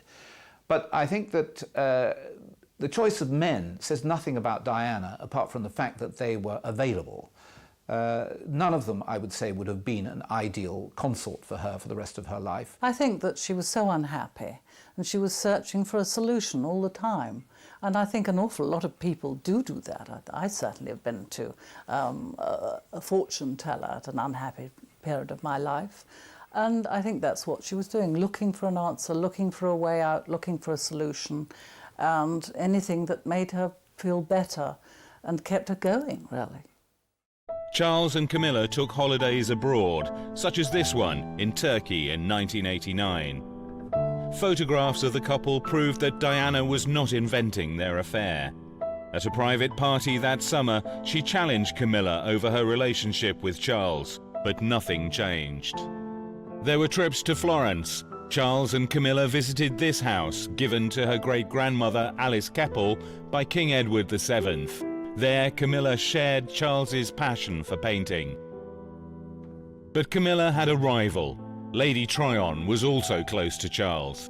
He called her Kanga, a name she chose for her London boutique. She died soon after Diana. I think Charles always needed a sounding board. He needed to talk to people who he could trust but weren't part of the royal entourage. And so therefore, I think that with those girls that he remained friendly with, I think particularly of Lady Tryon, that he would be able to go to her and say, look, I've got a problem and, can you help me? Or, he would be able to ask advice, and whether he listened to advice, I think we know that he doesn't listen to advice, but at least he would be able to ask it. Perfect. Although she made mistakes, Diana sought out opinions and ideas from those around her, not only from her private secretary, but from ordinary staff like Ken Worth, her police bodyguard, seen here with her relaxing at the British Embassy during a solo tour of Egypt. She even said to him, "If anything happens to me, you'll let people know what I was really like, won't you?" Diana was always asking a lot of people for advice. I mean, to her credit, she sort of never soldiered on, based solely on what she thought that she should do. I mean, for my part, it was almost constantly she'd say, well, what do you think of this, Ken? I mean, I've got to do this, what do you think? Always actually bouncing ideas off. And she was prepared to listen to those answers. And I think that was the same of private secretaries. It was the same of anybody. And she bounced these ideas off regularly to the chef even, to her dresser or to the chauffeur. I mean, she was quite happy to share the fun and try and air the knowledge of everybody. And it worked. Bodyguard Ken Worth accompanied Diana, then officially separated from Charles, on a visit to Nepal on behalf of the Red Cross and the Leprosy Mission in 1993. She was a tremendous asset because she had this amazing ability to speak to people across a huge social and political spectrum. And that wasn't something that she was taught because nobody actually told her anything. Diana picked all this up herself.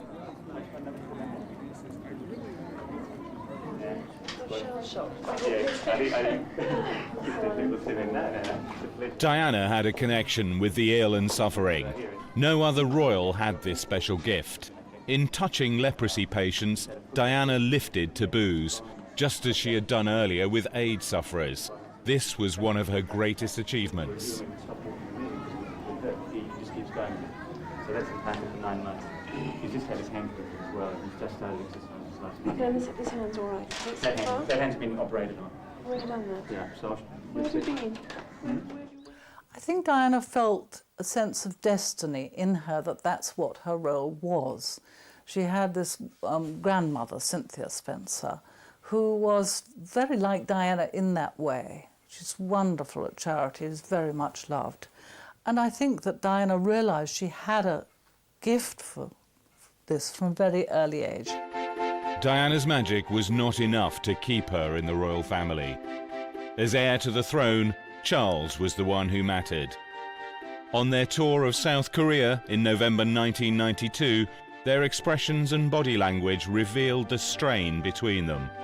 The couple were nicknamed the Glums. The announcement of their separation was weeks away.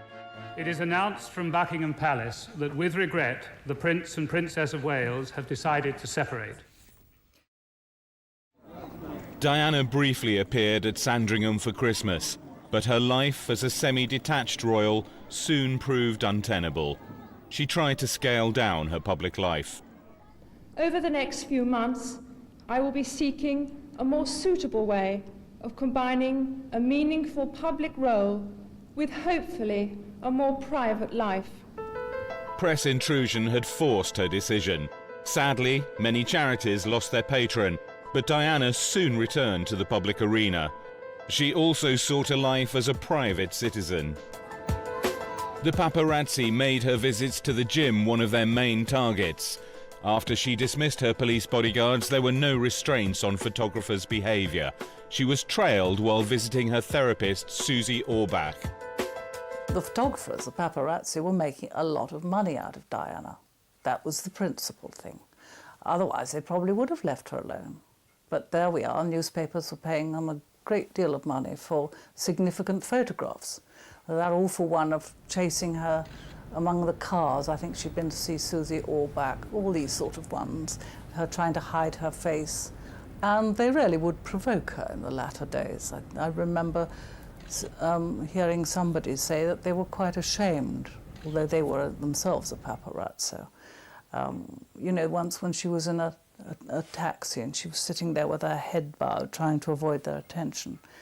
And the Spanish photographer yelled at her, "Why don't you behave like a fucking princess?" You know, I mean, treatment beyond what you would expect. She was never free from harassment. Here, attempting to take a Caribbean holiday with a female friend, Diana found they were surrounded by photographers. Watch her reactions. Come on, get lost. We got direct connections. Go on, get lost. S'il vous plaît, monsieur. Thank you. Quand même. Opportunities to relax with friends were important to her. She was separated from her husband and felt increasingly isolated from the royal court. When her love affairs fell apart, as they always did, she could rely on a band of female confidants. I think that when she was under intense pressure, there were a lot of people who tried to help her. Specifically, those women friends, the ones who were slightly older than her, and her younger friends as well. I think a lot of people really did try to help her. But you see, she was in a terrible situation. Her husband didn't love her. The press were after her the whole time. She couldn't get out without a photographer snapping her. People were selling information about her. It's a frightful world to live in. Camilla's life also fell under media scrutiny. Tougher than Diana, she showed a more robust approach to the press. Watch her reaction. do. I'll wield my bullwhip at you in a minute. All such promises. The year after Charles's admission of adultery, Diana took part in the television programme Panorama. Do you think Mrs. Parker Bowles was a factor in the breakdown of your marriage? Well, there were 3 of us in this marriage, so it was a bit crowded. Diana also questioned Charles's suitability for kingship. The Queen had to draw a line under the impossible situation between her son and his estranged wife. In doing so, she went against Diana's wishes. I don't want a divorce, but obviously we need clarity on a situation that has been of enormous discussion over the last 3 years in particular. So all I say to that is that I await my husband's decision of which way we are all going to go. The crowds loved Diana. The establishment supported Charles. The Queen's intervention was not popular, but the War of the Waleses had polarised the country. I think the Queen was quite right to insist on a divorce because the situation had become so appalling in terms of public relations for the monarchy and privately for the children that really only a break could help. I think it was the only answer by then. With the divorce, Diana lost the title Her Royal Highness, along with many of the privileges of royalty.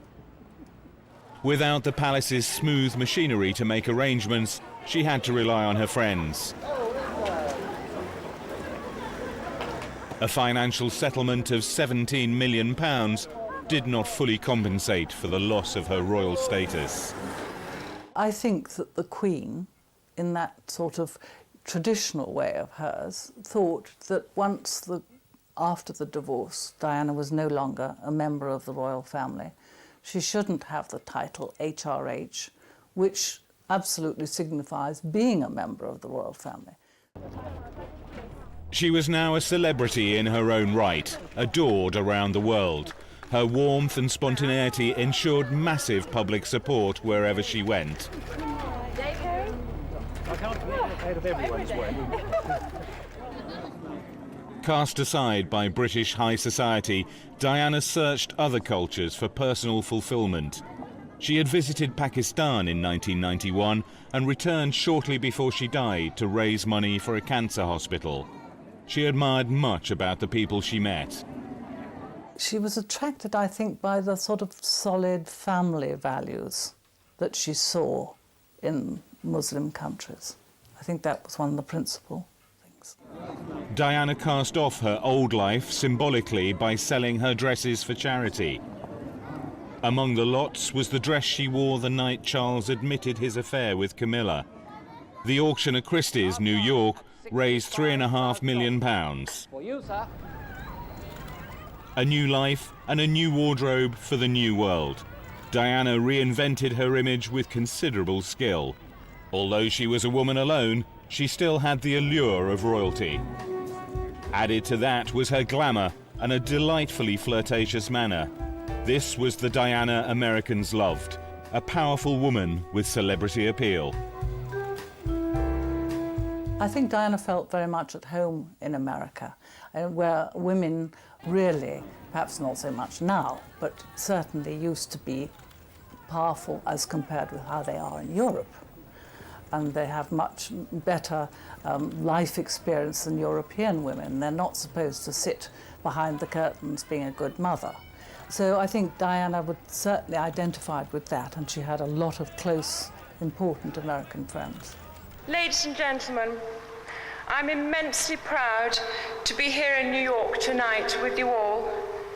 Among the impressive figures Diana met in the USA was Henry Kissinger, who called her a princess in her own right, who aligned herself with the ill, the suffering and the downtrodden.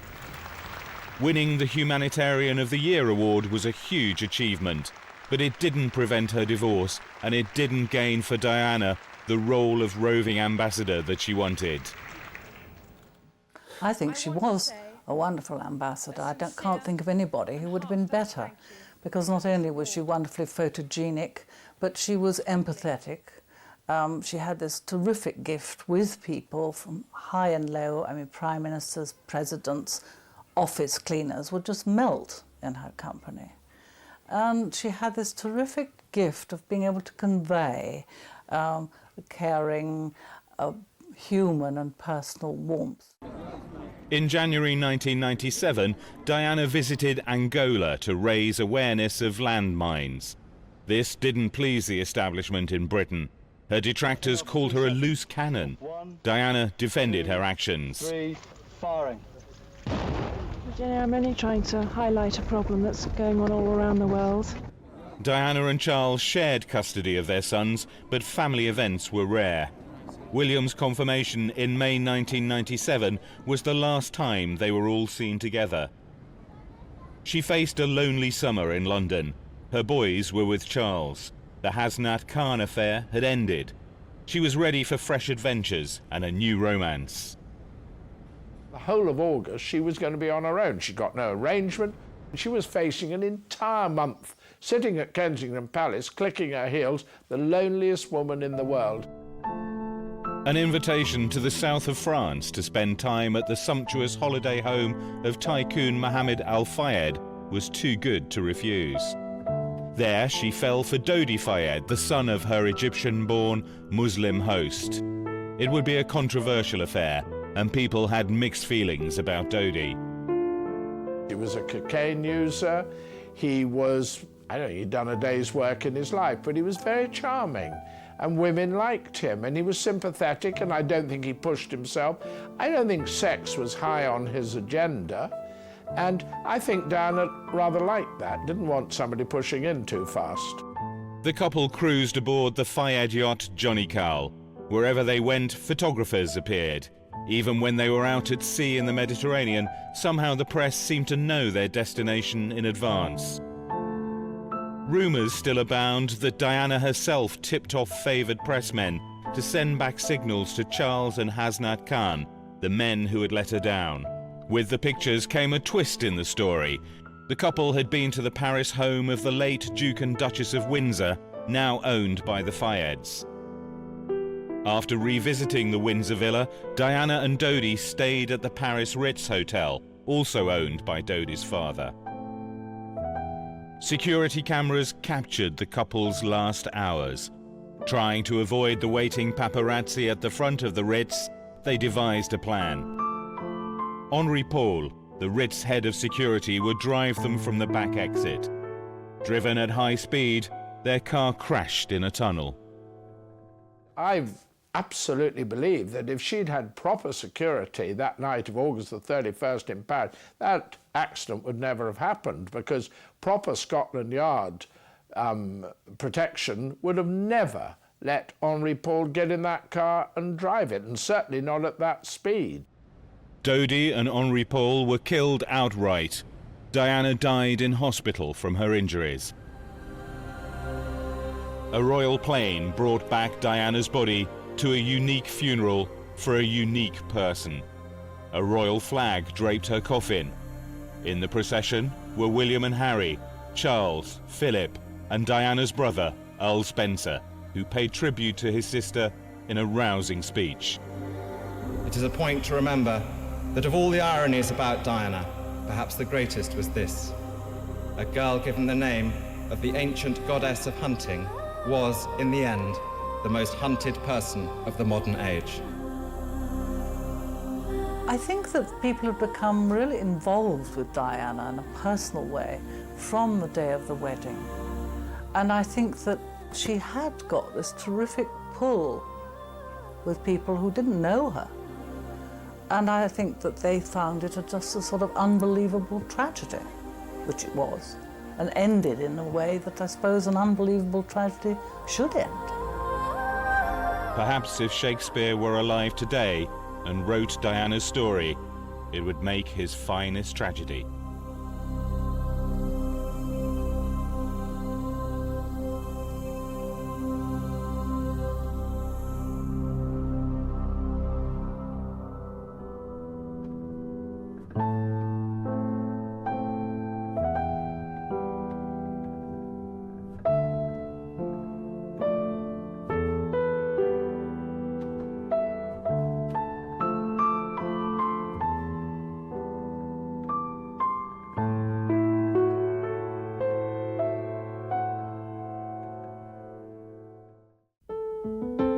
The image of Prince Charles fighting it out on the polo field is a familiar one.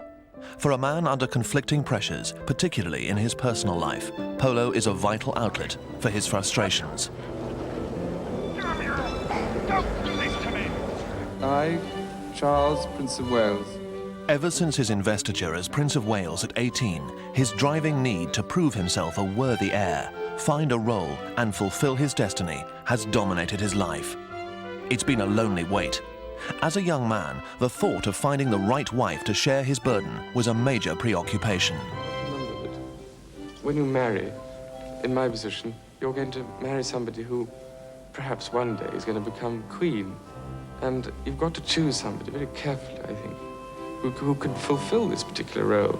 Because people like you, perhaps, would expect quite a lot from somebody like that. And it's got to be somebody pretty special. The fairy tale princess miraculously appeared, but now the romantic image is shattered. Charles is no longer the Prince Charming of every girl's dreams. The announcement that the royal couple are to separate has brought the whole future of the British monarchy into question.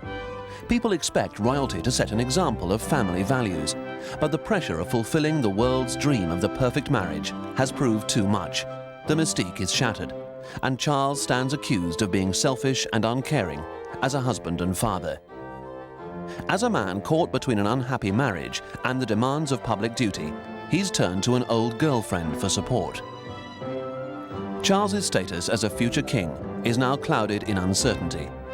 As the first Prince of Wales to publicly admit a failed marriage, he now has to face a disillusioned public and a monarchy in crisis.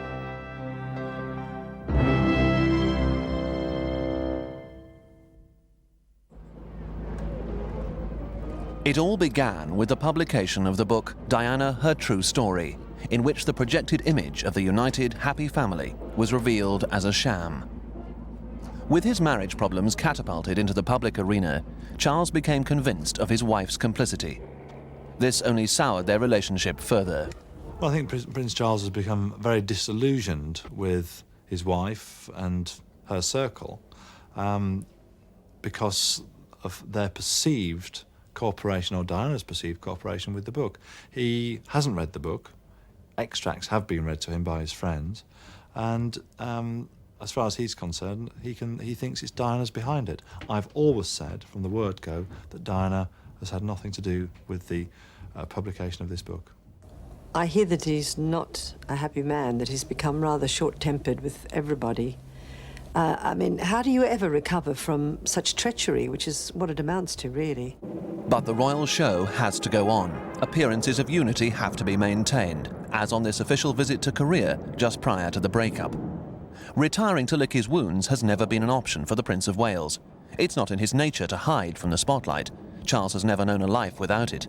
After 40 years, he's used to being the centre of attention. Everything has always revolved around him. With every practical need taken care of, his path continuously smoothed.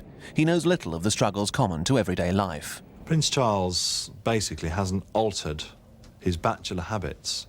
If Queen Victoria came back today, she would look on with approval at Prince Charles because he goes fox hunting, he goes shooting, he goes fishing. He performs all the aristocratic pursuits that Edward VII, his Prince of Wales predecessor, did. He's changed his life very little since marriage, and I think that's one of the problems. Diana's friends see him as a selfish father, an uncaring husband, and a man who puts his own pursuits and his own interests before those of his family. He's also something of a martinet, which I think he gets from his father. He's a very hard taskmaster. He likes things done properly and exactly, and he doesn't suffer fools gladly. I think under all of it, there's quite a strong streak of arrogance in Charles, in that although you'll see him being extremely, holding himself back very much in public, there's a sense about Charles that he knows what is right, and he knows or thinks that what he's doing is right. And I think that does alienate a lot of people. Prince Charles basically was brought up by nannies and by the Queen Mother. And it is interesting that the two role models that he's had have been the Queen Mother and his own mother, the Queen. The Queen Mother is both a symbol before she's a mother. So it's I think a Jungian psychologist would have a field day looking at this man who can only fulfill himself as an individual when his mother dies. Once his mother became queen, Charles had to endure a childhood of conflicting demands. On the one hand, he had to perform ceremonial duties with the aloofness befitting his high position. On the other, he was sent away to boarding school and expected to roll along with everyone else. It was a schizophrenic existence, not helped by his parents' choice of Gordonston in the Scottish Highlands, where its founder, Kurt Hahn, enforced a Spartan regime. He's a sensitive man, and he was a sensitive child. And that is not the place for sensitive souls. It's a rough, tough, physical sort of school. He learnt a lot from it, and the Kurt Hahn ethic of there is more in you was good. But Charles could never be called a wimp. In his teens, he chose to take up polo, determined to prove his strength, fitness and courage in this robust and dangerous sport. Family tradition is steeped in horsemanship. His increasing obsession with polo revealed a deep need to make his own mark. Polo is a release, and I think it's also one way in which he can compete with his father. He would never admit to competing with Prince Philip. It's a subconscious thing. But Prince Philip is very much the macho man, or was the macho man, though that wasn't the phrase that was used 30 or 40 years ago when he was playing polo and doing all the sporting things that Prince Philip used to love to do, all the, if you like, the masculine pastimes that he does. I think really that polo is a release. It's also something that it's totally physical. He can let himself go, and he loves horses. He likes anything on four legs anyway. But I think subconsciously it's a way in which he can show his father that he's as good a man as he was. Philip made no secret of his disappointment in Charles. He felt Princess Anne showed the forthright, resilient character he would have liked in his eldest son. Charles is cut from a very different cloth, and this has made things difficult between them. Charles had a very bad relationship with his father. His father bullied him, he cut the ground from under him, he made him feel small, which meant that Charles was a very slow developer emotionally. He had no self-esteem whatsoever. Charles found a more sympathetic ear in his great-uncle, Lord Louis Mountbatten. This charismatic older figure, once the last Viceroy of India, decided to step in and nurture this hesitant adolescent, as well as groom him in statesmanship. As someone who gave him the confidence to believe in himself, Charles lent heavily on him for advice and support. It was a very special relationship. Charles could tell him anything, and he knew that he would never be ridiculed. He would tell him things that he was afraid to tell his own father, because his father might say, "Oh God, grow up, be a man, you know, don't tell me things like that." And Charles, for example, would never be frightened to cry, never be afraid to cry in front of Mountbatten, because he knew that Mountbatten would always be sympathetic. In 1979, Lord Mountbatten was suddenly and tragically murdered by an IRA bomb while on holiday in Ireland. For Charles, it was as if he'd lost his own father. It had a cataclysmic effect upon Prince Charles. He was totally devastated. It took him many, many, many months to be able even to talk about Earl Mountbatten without breaking down. Within 2 years of Mountbatten's death, Charles was married in the fairy tale wedding of the century. If his great-uncle had lived, his choice of bride might have been very different. I think that Diana would not have been what he would have wanted.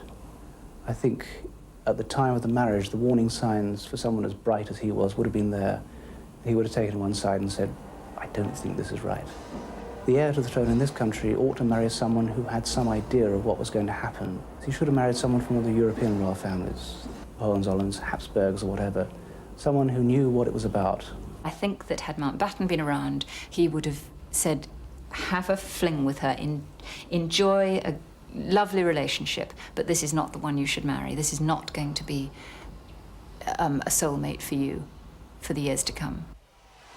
But Charles's other great confidant, his grandmother, was keen to see him marry. The Queen Mother has been a major influence on him from an early age. She was a substitute mother while the Queen spent long periods away on official duties. It's a close relationship, based on warmth and humour. She's a very strong personality, a very strong character, and she is someone who has, in her own time, in her own way, gone through a lot of hardship, in that for a long time she was Duchess of York. She never envisaged becoming Queen. With the abdication crisis, all of a sudden, her very shy, very reticent, very stammering husband, in whom we can see perhaps elements of Charles, suddenly came to the throne, and she had to be the supporting character very much carrying a lot on her own shoulders there. And I think she sees in Charles a lot of what she saw in her late husband, and is therefore very supportive and has a very strong affection and bond with him. In contrast, his relationship with his mother, the Queen, has never been a natural one. The demands of a monarch's official duties have separated them ever since Charles was 4 years old. Sometimes he didn't seem to even recognise her. But as he's grown older, these same official duties ironically brought them closer. With his mother, he has a unique bond, the sort of bond that perhaps only other monarchs have with their heirs. And to share that huge burden, I think that would bring you incredibly close. Although he doesn't get involved day to day in what the Queen's doing, he is the best prepared heir to the throne in history. And so I think she's done a fantastic job.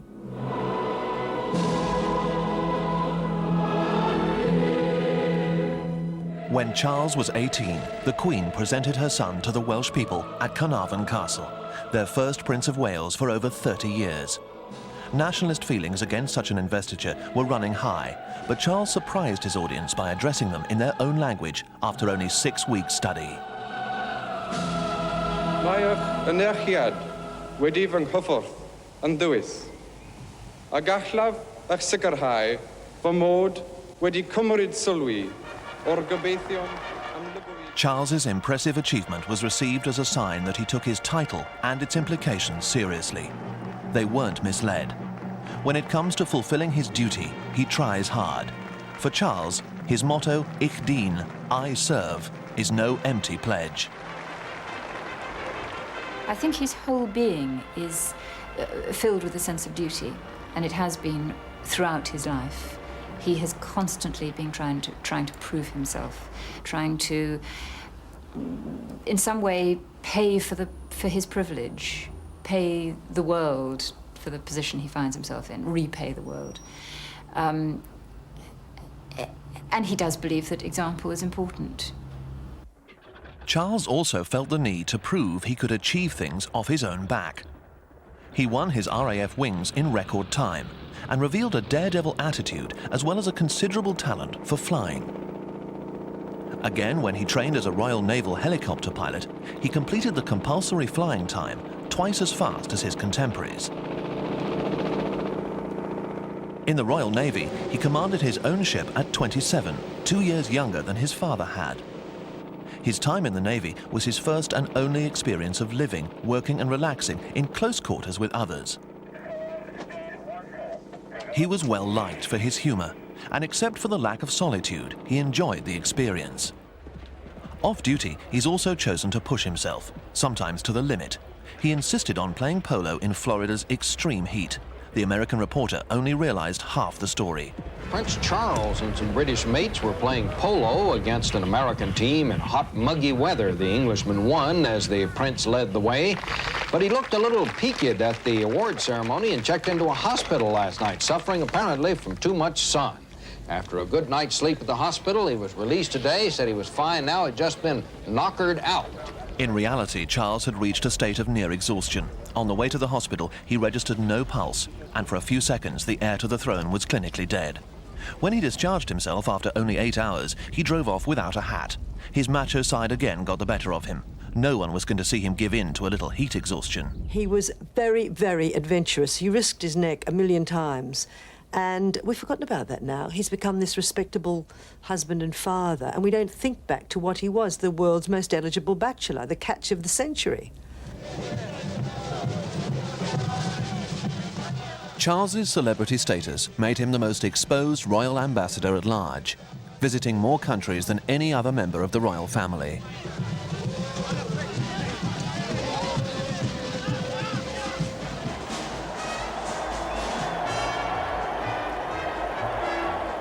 The media circus followed Charles everywhere.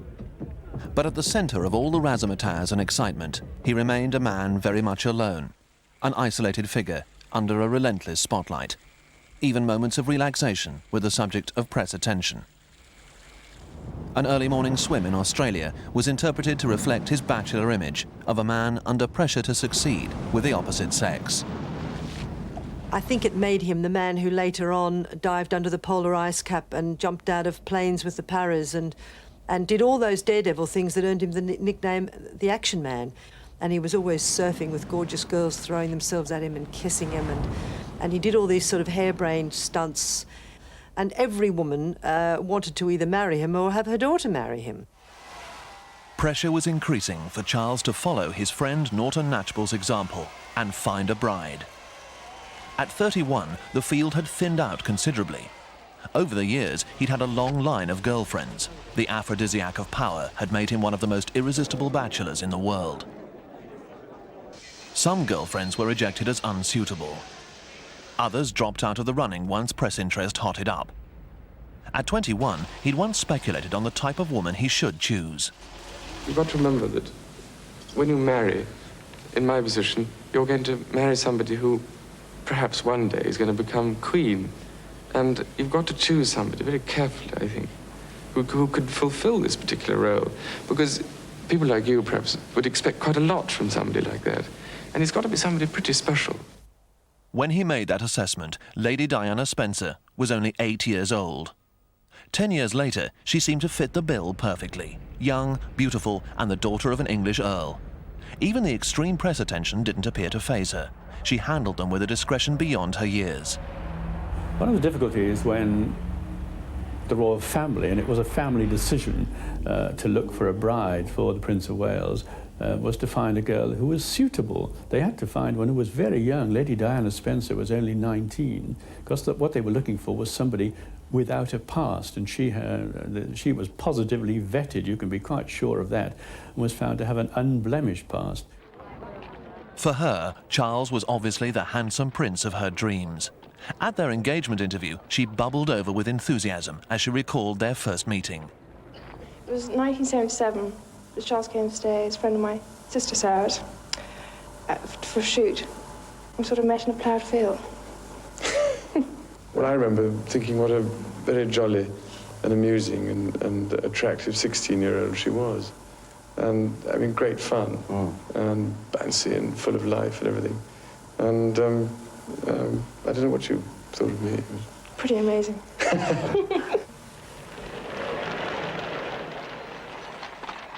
To begin with, his new wife had a considerable influence on him.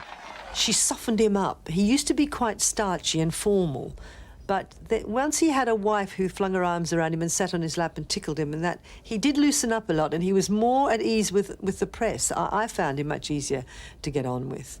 And I think she had a fantastic, she made a great difference to him. He was always a fun person to deal with, but he became much more relaxed. He used to put his arms around her and used to put his hand on her derriere and things like that, which, you know, you wouldn't have seen him doing to, well, I mean, he didn't have a wife to do it to, but he did seem to be a lot less starchy, a lot less pompous once he was married. His joy at having a young and beautiful wife was very evident when he introduced Diana to an audience during their first tour of New Zealand. Ladies and gentlemen, the last time I was here was 2 years ago, in 1981, shortly before we were married. And at that time, everybody was saying, good luck, and I hope everything goes well, and how lucky you are to be engaged to such a lovely lady. And my goodness, I was lucky enough to marry her. And we had many messages.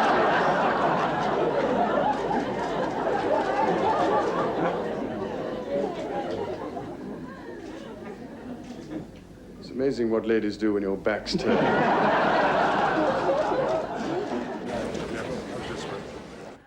They were still the newlyweds, very much in love, reveling in all the attention, the living fairy tale of romance and glamour.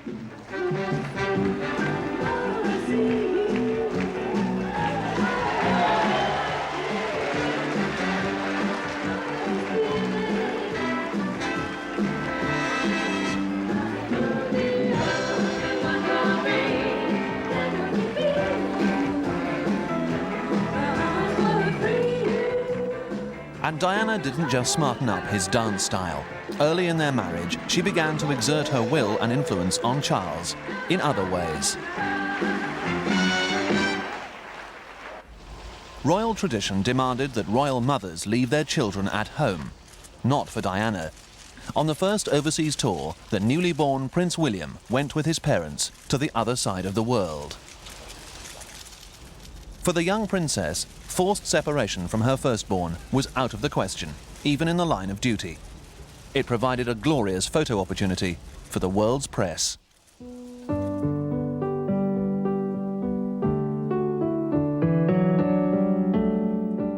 William's birth had ensured the line of succession and fulfilled Charles's chief obligation of perpetuating the House of Windsor. The new role of fatherhood seemed to suit him. William obligingly played up for the cameras. These were happy times in a part of the world where Charles has always felt particularly relaxed and at home. If his official duties allowed it, he would choose to spend far more time down under. At 17, he'd been sent to Melbourne's prestigious Geelong Grammar School. Intended to provide another dimension to his education, it was his first experience of being judged solely on his own merits. He loves the fact that they treated him exactly the same as everybody else. He was made to do absolutely appalling jobs like cleaning out fly traps where they used to put rotten meat and things like that. It's very humbling, but it's good for the character. He likes the way Australians are a bit irreverent, and their sense of humour, and the way they'll take you down a peg or two, but they don't mean anything malicious by it. It's just their way of having fun. During the 1988 bicentenary celebrations in Sydney Harbour, Charles reminded his audience about the benefits of an Australian education. Many of you may not realise that part of my own education took place here in Australia. Quite frankly, it was by far the best part.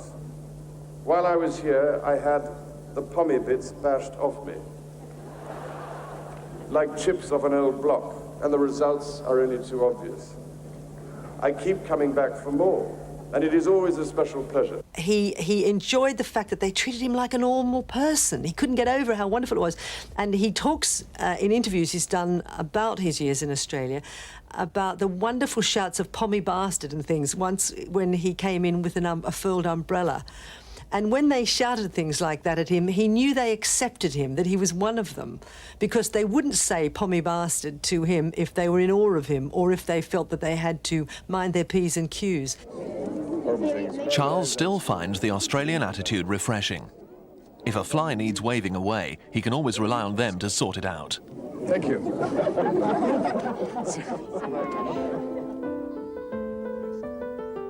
Charles has been Britain's roving ambassador for almost 20 years.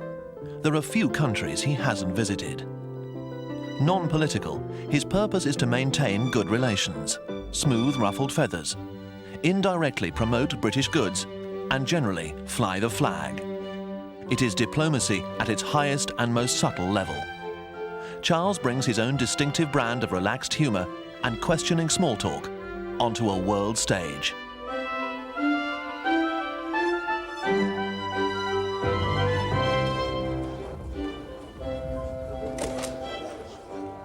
But with the arrival of Diana, he was no longer the lone diplomat and finally had someone to share the burden of grueling overseas tours. They were soon an established, high-profile double act with an international reputation. She added a glamorous dimension to leaven his more heavyweight style, and for a while, this public partnership was a major success. On a personal level, Charles now had someone who could understand the difficulties of a life rigidly scheduled for months ahead. And he hates the feeling of being trapped. That is, he did say to us once at a cocktail party, he said, "You can't imagine how awful it is for your whole life to be mapped out in front of you for 2 years in advance." He said, "I know where I'll be next week, next month, next year." And it's just something that I think most of us have no concept of. We can't imagine how horrendous that is. And so that leaves him no freedom to suddenly say, "Oh, I think I'll go to the movies tonight." He can't do that because too many people would be let down if he did. As his marriage fell apart, Charles retreated more and more to Highgrove, his 700-acre country estate in Gloucestershire, and made it his main home and work base. Here, he enjoys the traditional pursuits of a country squire, and also indulges his passion for gardening. Highgrove for him is his sanctuary. He's designed a whole part of the garden there with a series of little walkways and hedges, and in the middle is this little hut or gazebo in which he sits with his typewriter writing his letters. And that is his world, and he there is the centre of his own universe. And it's a universe he's designed, and he runs, and he's in charge of. and that's where he's happiest, I think. Diana prefers London life and Kensington Palace. Highgrove has always been Charles's domain. It's very beautifully decorated, except for one room, and that's his study, and that's because he chose all the decorations of that, and that is a bit strange, to say the least. It's got kind of rush matting on the coir matting on the floor, and it's got tartan everywhere, mixed up with various sorts of prints, and it's very, very untidy. And so I think you don't expect that. You think that it would be very organised, but really what it reveals is a man who's quite very busy and quite disorganised. I mean, working on a million different projects at once, that's exactly sums him up.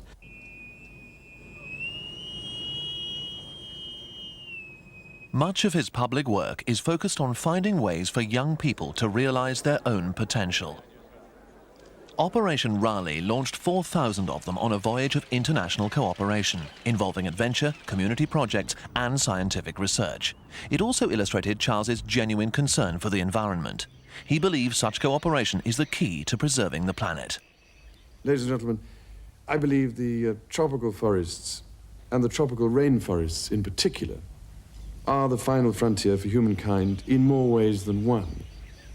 Our efforts to protect them will not only determine the quality of life and economic security of future generations, but will test to the limit our readiness to cast off the kind of arrogance that has caused such devastating damage to the global environment, and to become the genuine stewards of all life on Earth, not just the human bit of it. Charles has been lampooned and pilloried in various magazines and papers, but I think there is an element to him that really does care about environmental issues, about the state of the world. In fact, his earliest speeches when he was 18 and 19, if you go back and look at them, they were all on environmental matters, about overfishing of salmon and whales, about pollution in rivers and that sort of thing. He's very much someone who has been consistent all the way through. He's not leapt on the bandwagon. He was green before Thatcher even thought of the concept of being green. But in his private life, there are blatant discrepancies in this green vision. He maintains a luxurious lifestyle and doesn't always practice what he preaches. He'll go around lecturing everybody about lead in petrol or saving the planet, and then at the same time he'll drive gas-guzzling cars and send them down to Highgrove when he's in London to pick up something he's forgotten. And it doesn't seem to occur to him that there's a bit of a dichotomy here, sending a big car down to pick up some carrots or something, or a pen that he's left behind, when that's costing an awful lot in pollution. Inner cities are another major concern in his public work. He's president of Business in the Community, a catalyst organisation encouraging large firms to help small schemes and community workshops. He doesn't believe in just throwing money at projects, but in helping people help themselves. Impatient with any kind of red tape, he unashamedly uses his royal status to leapfrog officialdom and involve those with the real power to get things moving. His main concern is to see practical results. He set up his own Prince's Trust to channel finance and advice through to young people in deprived areas. Again, his aim is to help them realise their own potential. For example, after 18 months without work, £1,500 from the Prince's Trust enabled these two girls to carry through an idea and set up a small printing business on their own. He gets enormous satisfaction from seeing people's confidence boosted by such individual achievements, but he is fully aware of how limited his efforts really are. The difficulty is, how do you bring hope and some sort of inspiration to people who so often living in the sort of conditions and circumstances where there appears to be no hope at all. And although what the Prince's Trust can do is a mere pinprick in comparison to the overall problem, I'd still believe that, even a little bit is better than nothing. Charles certainly doesn't run shy when it comes to controversy. Saying what he really thinks has often got him into hot water. In Hong Kong, people expected criticism when he opened the new cultural centre. I would hardly be so tactless as to impart to you my views on the architectural design of this remarkable building. He hasn't always been so reticent. In 1987, he made the first of several attacks on architects by targeting plans for London's National Gallery. I would understand better this type of high-tech approach if you demolished the whole of Trafalgar Square and started again. But what is proposed seems to me like a monstrous carbuncle on the face of a much-loved and elegant friend. You have, ladies and gentlemen, to give this much to the Luftwaffe. When it knocked down our buildings, it didn't replace them with anything more offensive than rubble. We did that. He makes no excuses for using his speeches as weapons against things he dislikes. It's, after all, one of my rare opportunities to stir things up, to throw a proverbial royal brick through the inviting plate glass of pompous professional pride, and to jump feet first into the kind of spaghetti bolognese of red tape which clogs this country from one end to the other. I think the Prince of Wales has made some enemies amongst the most powerful people in Britain. He has attacked, I mean, look at the people he's attacked. The wealthy, powerful institutions. He's attacked the architects, he's attacked the automotive industry, he's attacked the agrochemical industry, the peat producers, all sorts of people he has been getting under the skin of. And I think, I mean, these are powerful, rich and influential people. And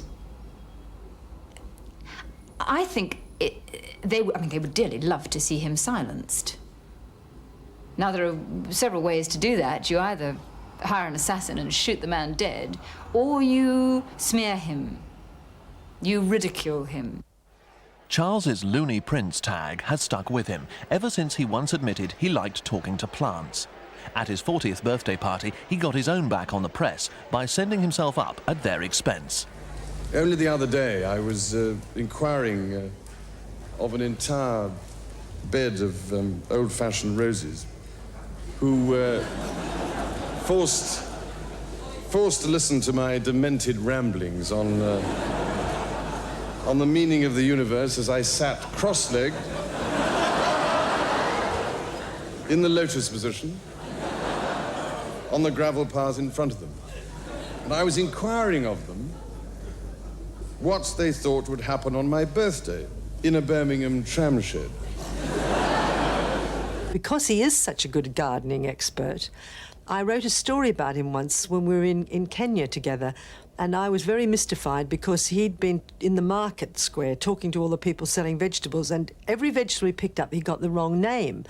So I wrote a funny piece saying he didn't know his onions and the Bwana was going bananas and all these puns and things, and he came up to me soon afterwards and said, "I didn't like that story you wrote about me." Well, I was absolutely, petrified. And I said, "Why not?" And he said, "Well, that he thought I was making out that he was a bit crazy." And I said, "No, I was just having a bit of fun." And I looked so upset that he immediately changed his tune and started to be quite apologetic for sort of attacking me about it. But when I told him that I was just trying to have a few feeble jokes, he saw the point and he quite enjoyed it too, And I think he's got a very great sense of humour, which he says, if I didn't have it, I think I'd have gone mad in this job because it's such a stressful job. In Manchester, he accepted a practical joke with good grace, but then delighted in getting his revenge with the same shaving foam.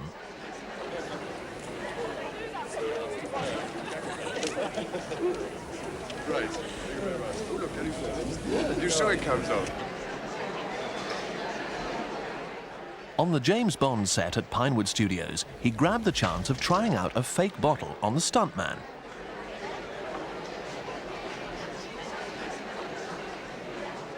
But then quickly volunteered to be crowned by his wife with another one. In these happier times, such staged acts of domestic violence were seen as a joke, the public face of a happily married couple ready to play the fool. But Charles is by nature more serious-minded. He's a deep thinker, and as an incorrigible romantic, was overwhelmed by his first views of Italy during a visit there with Diana in 1985.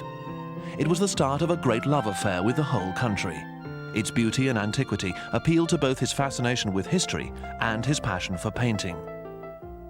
He later chose Italy to host the first exclusive public exhibition of his own watercolours at Raphael's house in Urbino. I think Prince Charles is one of the last great romantics of the 20th century. He was probably born about 200 years too late. He really is a romantic. He likes to believe that things will happen as he wants them to happen, which is why he likes to go to Tuscany. He likes the Tuscan hillsides. He likes the Italian way of life because it is a throwback to the old romanticism of the Middle Ages, if you like.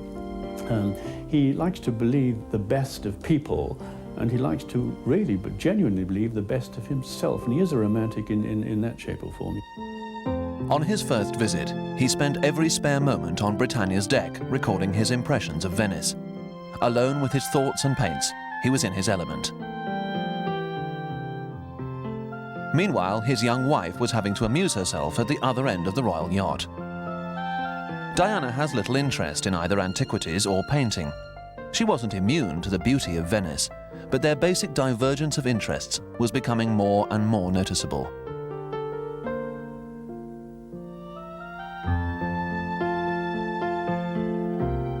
Here, in one of the most romantic cities in the world, Charles's preoccupations were far too low-key for someone of Diana's generation. He himself said, when he became engaged to Lady Diana Spencer, with a 12 or 13-year age gap, that she will make me younger. She hasn't made him any younger. He's retreated into himself and has pursued middle-aged or elderly pastimes all his life. And this is one of the reasons why I think he likes to go so often into retreat in the Highlands of Scotland, where he can be entirely on his own and commune with nature and think about things. He likes to meditate. Meditation and philosophizing were all very well, but new influences were entering the royal family and bringing things very much more down to earth. With the arrival of Fergie, Duchess of York, two young wives began testing the rigid system of royal protocol. They tried a more relaxed attitude to press photo calls.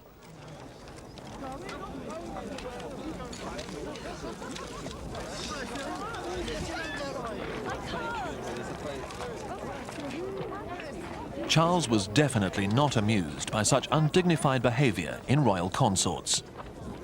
He believes that royalty must maintain a mystique. He feels that monarchy is important, that it must maintain its standards, that there's a very definite role for it in our society. He believes in the ceremonial. He's a great believer in history. He draws on history, and he sees himself as playing a part in a much longer process. Charles was born and bred for this historical role. Diana was not. The happy family image was still holding together for photo calls, but strains such as Diana's eating disorder, bulimia nervosa, were still hidden. With hindsight, their relationship had taken a definite turn for the worse. Something happened after the birth of Prince Harry. I don't know whether it was that she was suffering from postnatal depression or the bulimia increased in a big way or what, but I think her reaction to the pressure she was under, the incredible spotlight, the relentless spotlight on her, the trauma of having two children quickly while coping with this fantastically stressful job and becoming the most famous woman in the world, all that took its toll on her. Perhaps he wasn't understanding enough, or perhaps he just simply didn't have time because he's a very busy man. Perhaps he didn't appreciate. I think few people did in those days appreciated how bad the situation was, because she smiled all the time when she was in public, and she did such a good job at playing the role that nobody guessed how desperately she was sort of fighting to keep her head above water. Di mania was also having a disruptive effect on their relationship. Diana now totally eclipsed Charles as the royal superstar everyone wanted to see. No one could have predicted such extreme adulation, and in all the excitement, he'd been relegated to a bit part. After a while, the fact that the crowds used to cheer Diana and groaned when he appeared wore a bit thin. And I remember one occasion when Diana was standing there, Prince Charles was standing there, a well-wisher was standing in the crowd with a camera and physically pushed Prince Charles out of the way so he could get a better picture of Diana. Now, for Prince Charles, who was long used to being the star of the Windsor Roadshow, to be usurped by somebody who, in royal terms, was very much a junior member, was very galling. And after a while, he became very jealous and he blamed Diana. And as one of Charles's former members of staff once said to me, it was rather like working for two pop stars, both rivals. Charles still had his macho image as the action man prince, but a polo accident suddenly left him an invalid for several months with a badly fractured arm. It was another blow to his pride. When he emerged from a second operation, the seriousness of the injury was obvious. He made no secret of his pain. How are you, sir? Diana took over his public duties while he chose to recuperate away from her and his sons at Highgrove. During his long convalescence, a frequent visitor was someone he'd known since they were both in their mid-20s and single, Camilla Parker Bowles. This fueled press revelations of a particularly close friendship. She was very much one of the chaps. Very gung-ho, very gushing, keen to muck in on any sort of stunt and whatever. And I think Charles saw a kindred spirit there. I think since her marriage to Andrew Parker Bowles, he sees that she's a safe friend and a safe confidant. Perhaps naively, he's thought that because she's happily married, has children and whatever, that he can be seen with her and can have her as a confidant, even an official escort, that she can fulfill the role that Diana can't. Tabloid newspapers published details from an alleged recording of a telephone conversation between Charles and Camilla. This confirmed years of speculation that the royal marriage was in trouble and made a mockery of the official projected image of Charles and Diana as a happily married couple. How long had the world been fooled by such carefully staged photo calls as those in the holiday sunshine of Spain? Many blamed Diana for the growing campaign of criticism against Charles.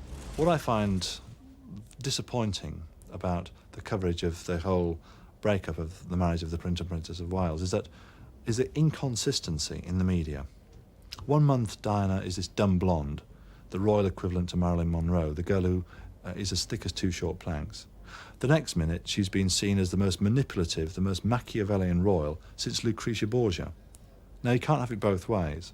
And it strikes me that there's a degree of misogyny that in the media, that there's a number of newspaper editors, newspaper columnists, who hate the fact that a woman can try and find her own nature, can reassert her own individuality in the face of criticism from both the media and also from the palace establishment.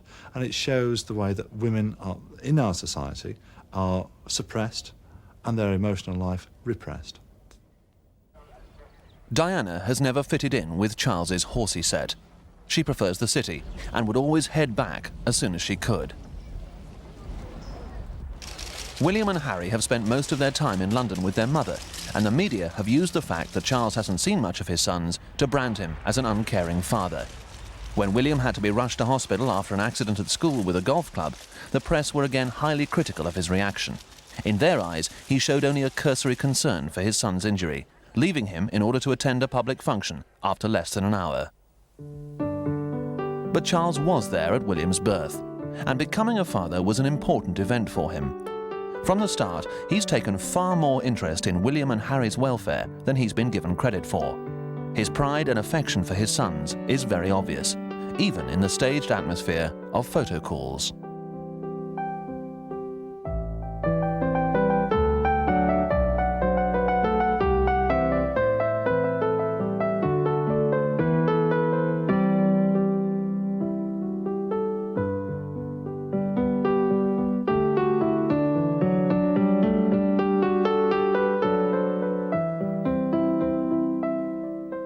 In the notorious revelations engineered by his wife's friends, it's been the descriptions of him as a bad father that have cut most deeply. He could probably live with the things that were said about him because he knows the truth behind all that. But the fact that his children could one day read in a book that their mother allowed such appalling things to be said about him, that he was an uncaring father, that he neglected them. I think that was really, really hurtful to him. That was probably plunging the knife and twisting it. It really was. Because I'm utterly convinced he loves his children really, really devotedly, and he spends a great deal of time with them. And none of this is ever publicised, because he wouldn't wish it to be. He doesn't want to exploit his children. This book has done untold damage. I mean, Diana is a perfect princess, a brilliant princess. It didn't matter what was going on in their private life because we didn't know about it. We didn't need to know about it. I think we have now, there's a chink in the armour. We've seen into their lives. We've seen that they are actually just ordinary people underneath it all. The Emperor has no clothes, and I think that is dangerous. It's now plain that Charles married the wrong woman. He would undoubtedly have been happier with someone like Camilla. But when Diana appeared, his own sense of honour and duty finally convinced him to accept her as his bride. The sheer weight of public opinion was impossible to resist. We coerced him into marrying her. That we, the media and the nation, the world, we said, here's this girl, she's so perfect, she's so suitable, you must marry her. She's wonderful. We all raved about her, we all publicised her highly. And he's so gallant that it got to the stage where if he had then dropped her, it would have been so humiliating for her that it was almost out of his hands, that he couldn't really say, well, you know, he couldn't express that he was not certain about the marriage. Because we were all constantly bombarding him day after day with this news, this girl is terrific, we want her. You know, it was almost like the nation demanding that he marry her. And being a good chap, he did. And the rest, as they say, is history. 2 of the Queen's sons married commoners. Fergie had already gone, and there was growing speculation that Diana would follow. The wedding of Lady Helen Windsor was an opportunity for a show of family unity. It was the first time Charles and Diana had been seen together since the media revelations. But despite the apparent cordiality, it was all a sham. In reality, their lawyers were already negotiating separation terms, and their vows, taken in St. Paul's Cathedral 11 years earlier, had lost all meaning. Prince Charles spoke often about what he wanted from marriage. He wanted a companion, he wanted someone to fulfil a role, somebody to perform duties. As far as he was concerned, love, affection came with very much secondary considerations. He wanted a partner to fulfil a function. There's no doubt that Diana fulfills the role of Princess of Wales to perfection, and knows it. When the crowd calls, she comes. Breaking ranks from the other royals, she takes the time to stop and chat, and her sons follow her example. She sees her future in terms of grooming William for taking up his eventual role as king. Charles's own future is far less certain. The smart money would be eventually on a divorce, and Charles remaining a divorcee with possibly female companions such as Camilla Parker Bowles by his side. That's one scenario. Another one would be that they would remain separated at least for a decade or so. At the moment, the situation could only best be characterised as one of unstable equilibrium. No first son has ascended the British throne since Edward VII nearly 100 years ago. The last Prince of Wales was forced to abdicate due to problems in his personal life. Now Charles's private circumstances may never be deemed worthy of a monarch. Separation and the possibility of future divorce and even remarriage may ultimately cut him off from his destiny. If his mother remains queen for another 25 years, Charles will be in his 60s, and his son William, a younger and perhaps more acceptable heir to the throne. After a lifetime of waiting, Charles's tragedy is that he could be just another Prince of Wales, who will never become king.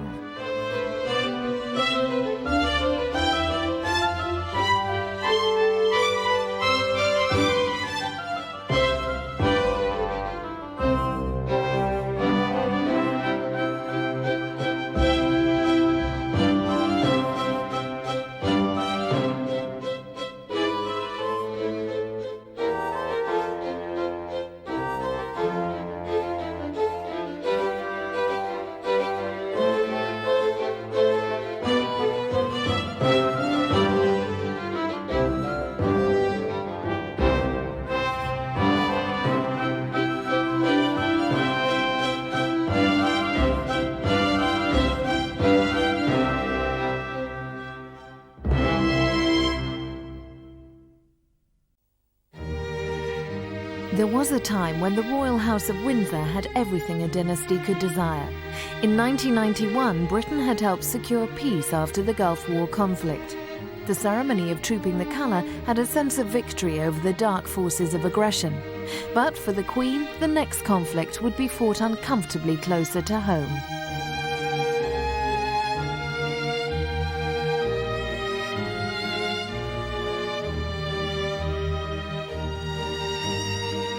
Princess Diana had done more than provide the next royal generation. She had given a new vitality to an ageing institution. She looked certain to complete the Queen Mother's task of taking a popular family monarchy into the 21st century. Under the impressive facade of royalty on parade, there were dangerous tensions which would shatter the image of the monarchy. No one foresaw then that within a few troubled years, Princess Diana, once the future Queen, would be divorced, stripped of her royal title, and die tragically. The summer of 1991 would be the last time the royal family would all appear together publicly. Within a year, both the Princess of Wales and the Duchess of York would be removed from the royal fold. Diana had married too young. At only 20, she had been unable to cope with the royal system. Sarah, the Duchess of York, worldly wise at 26, fared little better. She too would be divorced and lose her title. As mother of a future king, Diana's isolation created confusion, a princess alone cut adrift from the royal family. Like Diana, Fergie had absorbed their morals and their ethos. She expected protection, but her indiscretions were cruelly exposed. Diana found affection and the love her husband could not give her in other people and in other ways. Her unique empathy with the public set her apart from her husband's family.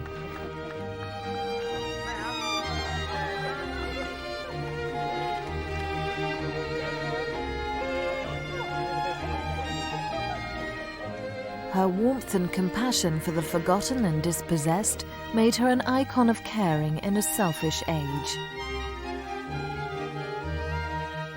Her beauty and magnetism created jealousy among the royal family. Her popularity caused rivalry with her husband.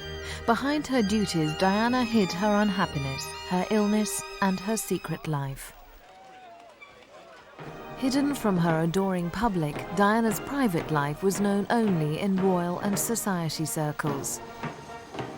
Older members of the royal family, with their love of pomp, pageantry and position, seemed blissfully undisturbed by Diana's personal problems. Well, of course, as the first person to speak the truth about Diana and to write about her as she really was, and to see that this was a multifaceted woman with many contradictions and someone who was pulling in many different directions, I haven't been surprised at what has happened in the last 5 years. In the paperback edition of Diana in Private, I recount a conversation that took place at Windsor between the Prince and Princess of Wales and the Queen and the Duke of Edinburgh, where Diana was warned if she pushed for a separation, she would inevitably get a divorce, that the result would be she would be marginalised. Diana and I didn't speak for 3 years after that book came out. Eventually, when we spoke, she said to me, "You were right." She said, "I didn't believe you at the time, but you were right." The sourness of Diana's relationship with Charles was exposed to the world during an official tour of Korea in 1992. Their visit created such embarrassment that Britain had to apologise to the host nation. The royal couple continued this official union until the poisonous atmosphere could no longer be disguised.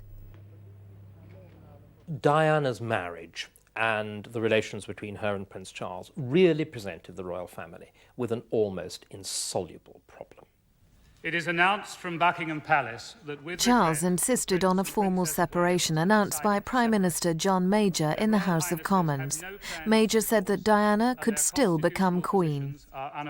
Got up in the House of Commons and said, this does not affect the whole series of things. It doesn't affect Charles's position as future head of the church. It doesn't affect Diana's future position as Queen of England. And everybody said, come off it, John. You're pretty implausible most of the time, but this is totally rubbish. I think once actually the extent of the rift between the two of them had become public knowledge, once both of them, both Diana and Charles, had started a public competition for favour, which inevitably amounted also to blaming the other, were competitions for public favour. Once that's happened, you couldn't possibly have the two of them remaining married. And again, if they had remained married, the question would have been, first of all, everybody would have said, this is a sham. And the second thing they would have said is, but how can she possibly be queen?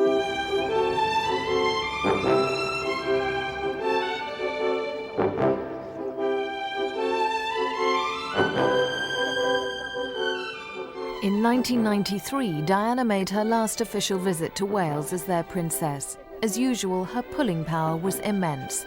An expectant crowd, including the press, waited for the royal convoy to arrive.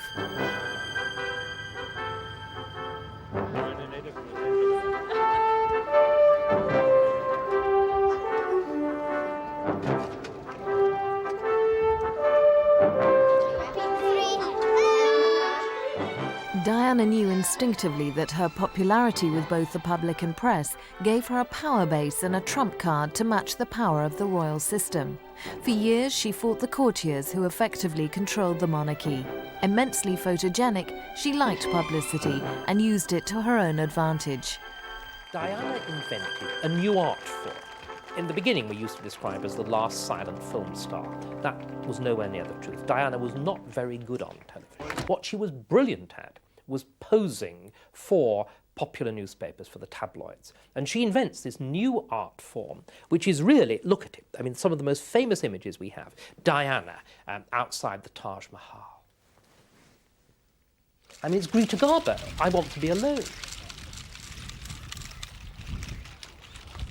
Or the famous scene in Seoul, in Korea, where she's pulling away from Prince Charles, and the use she always makes of her eyes, those great, heavy, cold eyes, and the look going up there. What she's doing, she is posing for a picture, which she knows will have a tabloid headline written over it.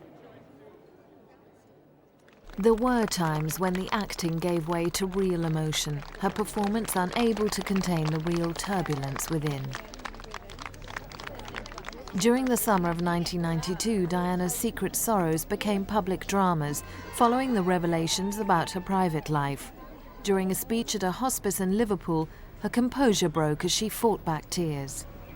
In all that you do, you reflect so very sincerely the philosophy of tender, loving care, which is and always will be the hallmark of this hospice.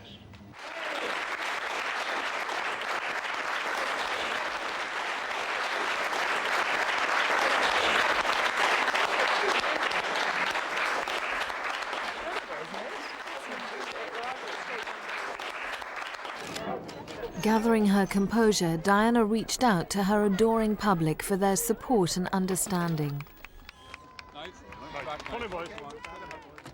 Her emotional breakdown was due to the publication of a sensational book claiming to be the true story of her life and exposing her suffering within her marriage. Its author confirmed his story on television. The tears that she's shed in public in Liverpool are as nothing compared to the tears that she's shed over the last year. I can't emphasise strongly enough the volatility of the situation inside Kensington Palace. Her husband's uncaring attitude, his unfaithfulness and the coldness of the royal household were disclosed in candid detail. The book revealed her cries for help, her suicide attempts and her eating disorders. There are a number of sources for the suicide attempt. Some of the sources are off the record, in tape-recorded interviews. And on each occasion, when I was quizzing the people about these suicide attempts, I asked them, who told you? And the answer came back on each occasion, the Princess of Wales.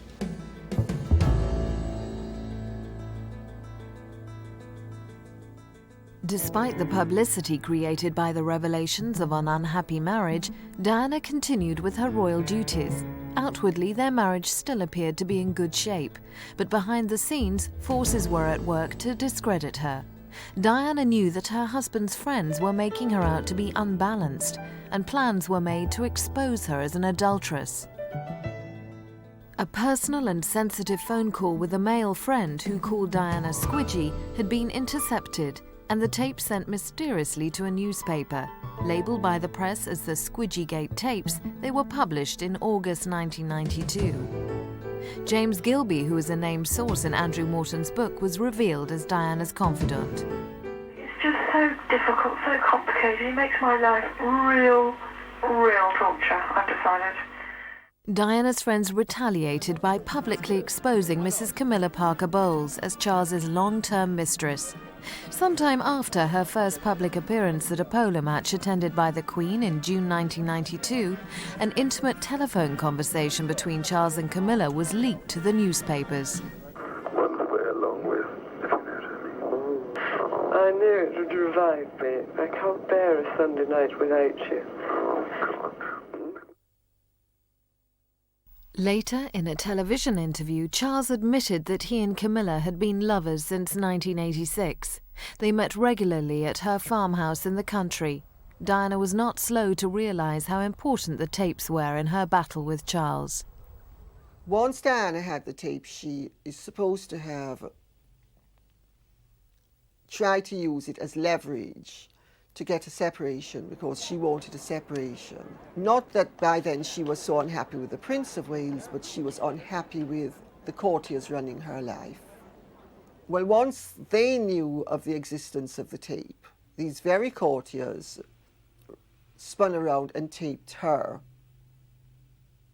with her lover at the time, who was James Gilby, to really stymie her and have a quid pro quo situation whereby she would not be able to use the tape to damage the Prince of Wales.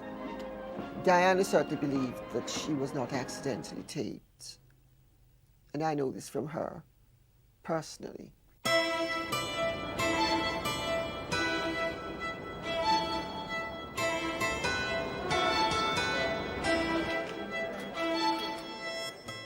On the other side of the world, in New York, the disgraced Duchess of York hoped to resolve her problems by earning enough money to pay off her mountainous debts. Her mother-in-law, the Queen, cleared some of the overdraft accumulated during Fergie's brief spell as a royal wife, but further debts had arisen thanks to the Duchess's high spending. Money and men were the twin sources of Fergie's fall from grace. She hoped her royal connections would sell her literary endeavours. What we've seen actually in the British royal family is farce and tragedy being played out simultaneously. Diana is the tragedy. Poor Fergie is the farce. Palace officials viewed Diana and Fergie as a continuing danger to royal stability. But unlike Charles, Prince Andrew behaved with great civility to his estranged wife, believing that the happiness of their young daughters, Beatrice and Eugenie, came first. Fergie's downfall was prompted by her love for rich, handsome Americans. First there was the dashing Texan Steve Wyatt, then his friend Johnny Bryan followed. Bryan had claimed that he was an honest broker helping Fergie with her marital and financial problems. The papers told a different story. The indiscretions of previous royal generations had been covered up. Fergie found, like Diana, that hers were exposed. She blamed the publication of these photos and earlier ones with Wyatt on her enemies, the grey men within the palace. Now, she obviously did quite a lot of damage to the monarchy, or to the family monarchy, but it was always limited by the fact that nobody ever took her very seriously, did they? I mean, you remember it was Lord Charteris, wasn't it, who, when he was asked for his opinion, sort of terribly disdain, sat up there, looked over his half-moon spectacles, and said, vulgar, vulgar, vulgar. And I think we all felt that she was vulgar, vulgar, vulgar. The difficulty with her was ever to imagine that this hooray Henrietta was actually Duchess of York and called her Royal Highness and curtsy to her. She was so improbable. Actually, I have a very, very soft spot for Fergie. I think that with all her vulgarity and all her crassness, she was actually quite an honest, go-getting girl. I also think she was never malicious. She never tried to damage the monarchy. She never tried to damage her husband. And in that sense, there is quite an instructive contrast with Diana. I mean, Diana, for all her virtues, was very vindictive. She went out of her way to damage Charles as much as possible. There was also an element of vindictiveness directed against the royal family. You know, this attack so public in the Morton book on the family firm. Now, Fergie was never guilty of that. She was just preposterous, poor dear. The royal family were on holiday at Balmoral when the pictures were published of Fergie on holiday with her lover Johnny Bryan. The Queen could not forgive her daughter-in-law's reckless behaviour. Rather than endure the looks and whispers over her topless frolics with Johnny Bryan, Fergie fled from the royal holiday home in Scotland. She was subsequently banned from royal events. Meanwhile, in Balmoral, it was family business as usual, with the royals attending their church service. Diana and Fergie had plotted to leave the royal family together. In the event, Diana held back. Humiliated, Fergie went back to a rented home and life as a single mother. She had been cast out in the cold by her husband's family. Fergie floundered from one house to another, one unsuitable man to the next, one wild scheme to a worse one, consulting fortune-tellers over her prospects. Meanwhile, the royal band played on. Triumphal processions were a sign of a dynasty that looked to the past, to distant times when monarchs had awesome power over troublesome wives. Outwardly undisturbed by the antics of her eldest sons and their wives, the Queen perhaps drew consolation from her ancestors. But Diana and Fergie may not have fared well in Henry VIII's day. His divorce from his first wife, Catherine of Aragon, who failed to bear him a son, caused a breach within the Catholic Church of Rome. She was expelled from the royal court. He hounded her literally to death by moving her to a series of unhealthy houses. And in the 16th century, an unhealthy house was quite easy to find. He bombarded her with demands, he took away her jewels, he really terrorised her. The grim Tower of London faced those who fell foul of Henry. His second wife, Anne Boleyn, was executed there for her adultery, an act of high treason in those days. A swordsman was sent for from France to execute her with a sword rather than having her done in with an axe, which was the way common people had their heads chopped off. I mean, the result was the same, but there was a little bit more honour in it. But later, the Prince Regent's battle with his wife Caroline of Brunswick was lost when the House of Lords refused him a bill of divorce. She was the most outrageous tart you could imagine. I mean, she was promiscuous, she was exhibitionist, she did everything to shock and make a damn fool of herself. You know, and she was fortunately abroad for most of the time, and George IV, when Prince Regent, simply wanted to get rid of her, and considering some of the things she did, like going around in short skirts in an open carriage with a younger man in Italy, one can't blame him. Not that he was a paragon of virtue himself, of course, but he did have a position to keep up. Queen Victoria, founder of most of Europe's royal dynasties through marriage to her cousin Prince Albert, had 9 children and provided a perfect model of family values.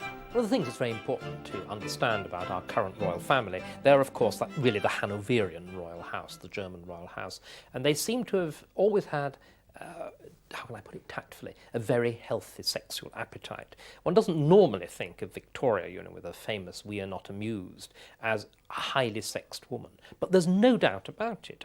She hated actually having children. She hated the whole process of giving birth, and who wouldn't under Victorian conditions. Of course, she was one of the early people to give birth with anaesthetic, with doses of chloroform. But the night after her wedding, in other words, her marriage night, her descriptions of that, her enthusiasm, her passion, is quite extraordinary. Victoria's son, King Edward VII, had a lifetime of pleasure with a series of mistresses, most notably with Mrs. Alice Keppel. Then there was Daisy, Countess of Warwick, and the actress Lily Langtry. the man with so many mistresses that there were allegedly sort of rules as to how the mistress should behave, and one of them sort of explained how a mistress was supposed to behave, that you curtsied first, called him sir, and then jumped into bed. Queen Alexandra tolerated her husband's infidelities. Great-grandfather King Edward VII, Victoria's son, when Prince of Wales, notoriously had many affairs and continued to after becoming king. This, of course, was in a different age when his wife did shut up and look the other way and was very long-suffering and kind enough to invite his favourite mistress to see him on his deathbed. And that favourite mistress, Mrs. Alice Keppel, just happens to be the great-grandmother of Mrs. Camilla Parker Bowles, as Camilla reputedly reminded the prince on one of their first meetings. My great-grandmother was your great-great-grandfather's mistress. How about it, then? She supposedly said to him. Edward's son, King George V, and his wife Mary preferred Victoria's family values. What happened, though, in the beginning of the 20th century with George V and Queen Mary was that there was a decision that the monarchy should adapt itself to democracy. What we're going to do, we're going to symbolise the one thing that all our people have in common. Now, the thing that everybody had in common until the 1960s was family. You all belonged to a family, you were a product of a family, you were all going to get married. Very few people didn't get married and so on. And the House of Windsor did this, and it did it extraordinarily successfully. Very, very successfully embodied typical middle-class bourgeois family values. It was a bourgeois monarchy. Now, there are always exceptions. There was the exception, of course, of Edward VIII, who was driven from the throne because he wouldn't fulfil this particular set of values. George V and Queen Mary were cold and distant parents to their 6 children. The eldest, David, was a handsome golden child with enviable charisma. His upbringing concentrated on protocol. In adult life, he rebelled against his parents' repression. It was during the First World War when, as a young officer, he was subjected to a major encounter with the opposite sex. Edward VIII is first introduced to sex when his equerries decide that, he's whatever he is. I can't even remember his age, but relatively elderly, not to have had sex. They decide this really must stop. So they give him I think it's just outside Amiens in the First World War.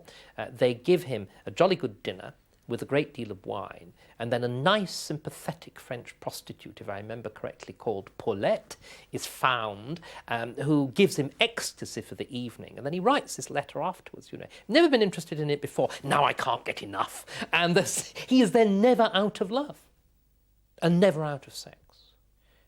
So I think we need to see this as a highly charged family, which of course I suppose shows you just what problems enacting the role of the family monarchy actually presents in terms of the suppression and the control of desires. Thelma Furness was one of his married lovers. Frida Dudley was another. They all lost out to twice married Wallis Simpson.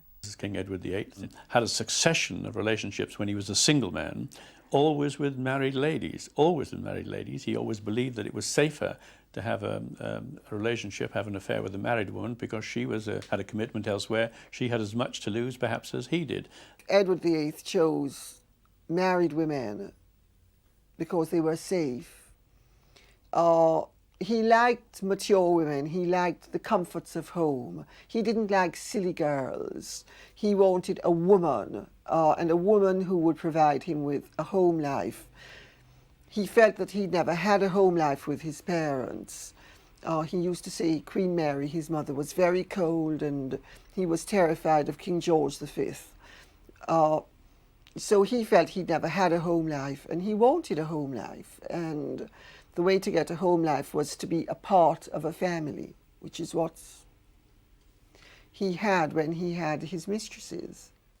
In 1936, David, by then King Edward VIII, gave up the throne for the woman he loved and became Duke of Windsor. They married the following year and never returned to live again in Britain. All hated her. They thought that she had stolen the king. She had made him lose his crown. They all thought she was a terrible adventuress. They all thought she was simply out of the position. And what they all thought was that once she had got him, once she had married him and wasn't the Queen, that she would ditch him as she had ditched two other husbands. They assumed she was simply an adventuress who was after the throne, and once she didn't get it, that she would clear off. That fact didn't happen, but that is why they thought she was just a good-time girl, is what they thought she was.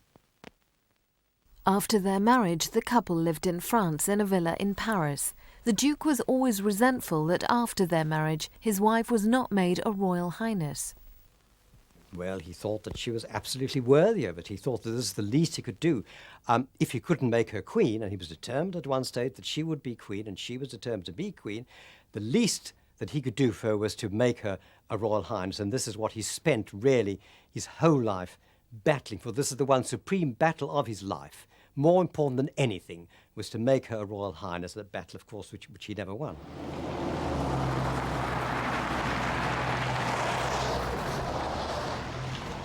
The royal family's attitude to divorce and remarriage was severely tested in December 1992, when the Queen allowed her divorced daughter, Princess Anne, to remarry.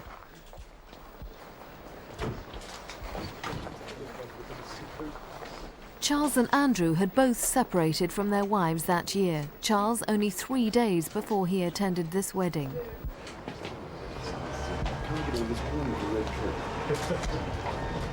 The quiet ceremony in Balmoral's tiny church marked a triumph for Anne. By marrying in Scotland, she had escaped the opposition of the Church of England to the remarriage of a royal divorcee. The 42-year-old princess had shaken off the scandal surrounding the discovery of love letters from her new husband, Tim Lawrence, then an equerry to the Queen. The combination of palace protection for a princess of the royal house and her own capacity for a heavy workload ensured a smooth transition. Anne's indiscretions were all forgotten. Tim, a naval officer, was welcomed into the family he had once served.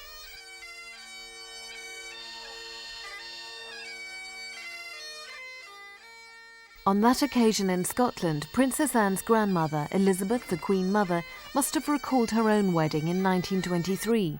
She had been hand-picked by Queen Mary as a bride for the diffident Prince Albert, known as Bertie. The daughter of the Scottish Earl of Strathmore, Lady Elizabeth Bowes-Lyon was regarded as a commoner, but Queen Mary found her eminently suitable. Bertie became George VI after his brother abdicated to marry Mrs. Simpson. He called his family the Firm. Their children, Princesses Elizabeth and Margaret, were attractive, unspoilt girls, close to their parents, the image of the ideal family. In 1948, Princess Margaret fell for the King's equerry, Group Captain Peter Townsend. Sadly, her love was in vain. A divorcee, he was barred from remarriage in the eyes of the Church. The Queen's sister, so close to the throne, marrying a divorced person wasn't on. Not in the moral climate of the time, just after the war. Years after Townsend's departure, Margaret married society photographer Anthony Armstrong-Jones, newly ennobled as Lord Snowdon. The marriage began with great hopes, but the couple may have been temperamentally unsuited. Margaret was the Diana of her day and never off the front pages, particularly when she was romantically involved with a younger man, Roddy Llewellyn. She was quite a sexy, attractive girl. I don't see any reason why she shouldn't have lovers. She's got this nice, quiet little island in Mustique. A lot of people would like to be very close to Princess Margaret because she's royal, because she's glamorous, because she's famous. And a lot of young men, probably young men, would want to become her lover, I would say, and she's had a few. Princess Margaret survived the scandal of her divorce in 1978. Years later, she carries out her royal duties with resignation and royal decorum. But Margaret is sometimes seen as a difficult, even arrogant woman. Princess Margaret has not really been a very sympathetic personality because she's never really known how to play the princess role in terms of friendship. You know, one minute she's very down to earth and very much the way Diana could be, where people would call Diana Diana and she wouldn't mind. Well, Princess Margaret minded. Princess Margaret minded awfully if people called her Margaret. So, you know, she'd be so relaxed with them and allow them to be so relaxed with her that they would take it to the ultimate and obvious conclusion of treating her completely as if she were a human being without royal status, at which point she would clamp down and remind them that she was the Queen's sister, and, you know, that she was ma'am, and that, so, you know, she's gone through her whole life with many people who are genuinely fond of her calling her ma'am darling. Well, I mean, that's ridiculous.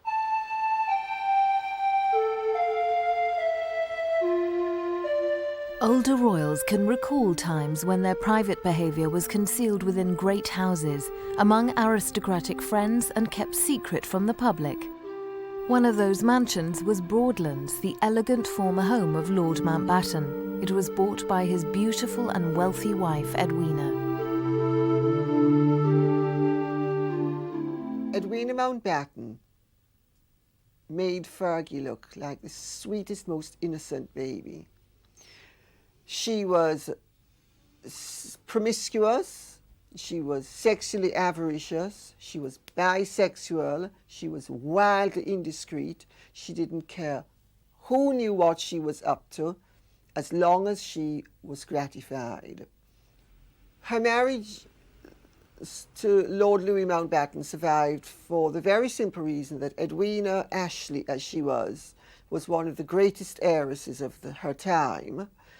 And he, who was a son of Prince Louis of Battenberg, had no money at all. He also loved her. He genuinely did love her. He did not impinge upon her in any way. He allowed her absolute freedom, which she took. You know, she would put on her tiara and go to Buckingham Palace, and the following morning take off for India with a lover. Broadlands in Hampshire has been an important retreat for the Queen and Prince Philip, who spent their honeymoon there. Prince Charles took Diana there in July 1981 to spend their wedding night. He knew the house well through his extreme closeness to Lord Mountbatten, the man he called his honorary grandfather.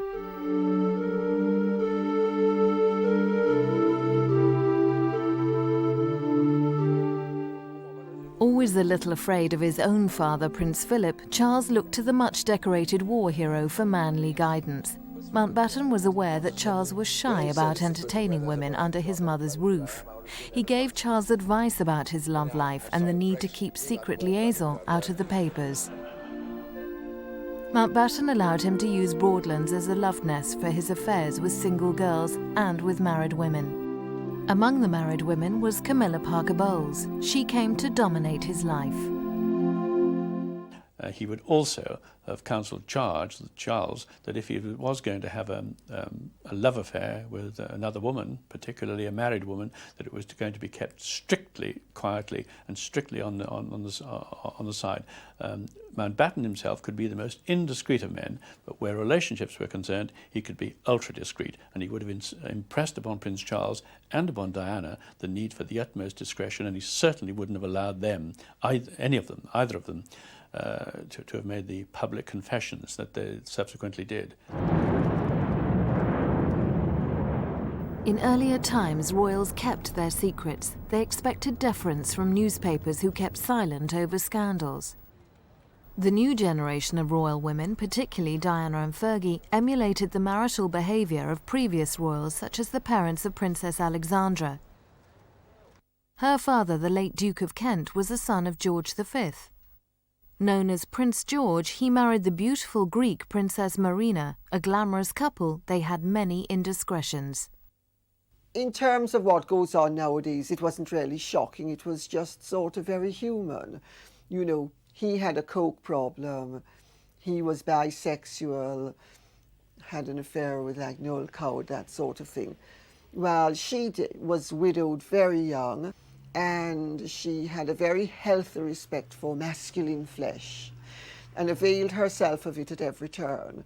The problem is, of course, that she lived by the rules of her day, which were that a married woman should usually have an affair with a married man. So there were many wives who absolutely loathed Princess Marina because she was busy leading their husbands by the nose, so to speak. But she never put her foot wrong publicly. She was always beautifully presented. She was a beautiful woman, beautifully turned out, always charming, always impeccably behaved in public. What she did in the privacy of her own bedroom was her business. And her children understand this and respect the fact that she had an absolute appreciation of royal decorum and never put her foot wrong.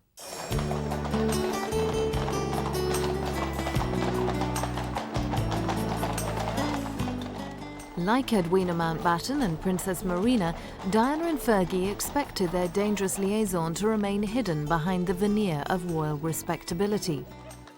Diana remained loyal to the royal family up until the point where she felt threatened by Charles's friends and by the palace machinery of courtiers. Married in name only, in 1986 she had fallen in love with a young officer, James Hewitt. Their on-off affair lasted 5 years. She confessed their relationship during her 1995 Panorama television interview. Did your relationship go beyond a close friendship? Yes, it did. Yes. Were you unfaithful? Yes, I adored him. Yes, I was in love with him. That interview, in which she questioned Charles's suitability to become king, shattered the uneasy peace she had held with the royal family since her 1992 separation. Her situation became untenable. The Queen demanded divorce. I think Diana broke the mould of the monarchy really essentially because of personality. She was this extraordinary woman. We didn't think so at first, but she turned out to be this quite extraordinary woman. She had a certain kind of common touch, dare I use the word, a sort of vulgarity, which is essential in a popular institution in an age of mass democracy. There was something else too. It was her very unhappiness and the dreadfulness of the marriage, which she decided to treat in a very different way. She, of course, decided not to go quietly. She would tell all. Now, these two things, the vulgarity on the one hand and the determination to tell all on the other, ripped apart the two central themes of the 20th century British monarchy. She destroyed the great selling, if you like, the great advertising slogan of the British monarchy. The touch of vulgarity also did something else. This monarchy, which was a popular monarchy, a very successful monarchy, also depended on maintaining a distance, a certain remoteness. And she reached out, she cut through that, she broke it. So she broke both the etiquette and the slogan. It's hard to think of a more complete demolition job. In India, Diana publicly humiliated her husband. Expecting a token kiss, Charles was rebuffed by a deft turn of Diana's head. This gesture brought the battle from the royal home out into the public arena. I think there's no doubt at all that Charles and Diana were in a PR. They both behaved as though they were.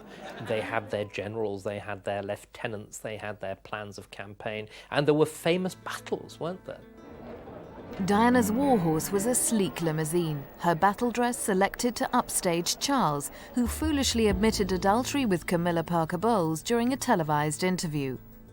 There was this extraordinary moment when Diana turned up at the Serpentine Gallery, deliberately choosing the sort of art that Charles hated, wearing that dress, and you have never seen so much royal leg since the proxy marriages of the Middle Ages. When a princess was married by proxy in the Middle Ages, she was put naked into bed, whilst the visiting ambassador who was marrying her by proxy put his naked leg down beside her. Well, as I said, you've never seen so much royal leg since one of those things, that extraordinary split dress. It was magnificent. Men and women were equally entranced by Diana's startling beauty and her powerful presence.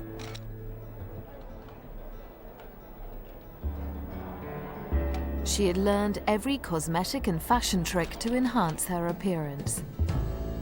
Against her dazzle, Charles looked dull and old-fashioned, too rooted in tradition.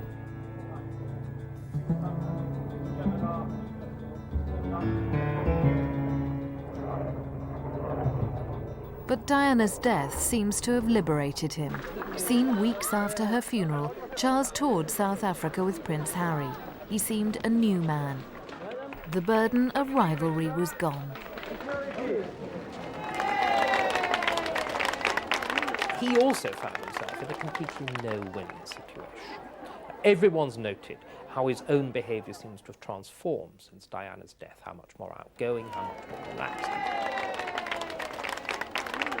I think he always found himself playing second fiddle to her. He always found himself overshadowed by her. Whatever card he played, she seemed to trump. And I think he must desperately have hoped that divorce would somehow put an end under this awful story. Of course, it didn't. It didn't. Only her death did. Charles no longer had to share his elderly grandmother's popularity with the public. I think that what has happened to him is a genuine tragedy, because I think for many years his work was completely ignored, and the sort of person he was twisted and perverted by the media.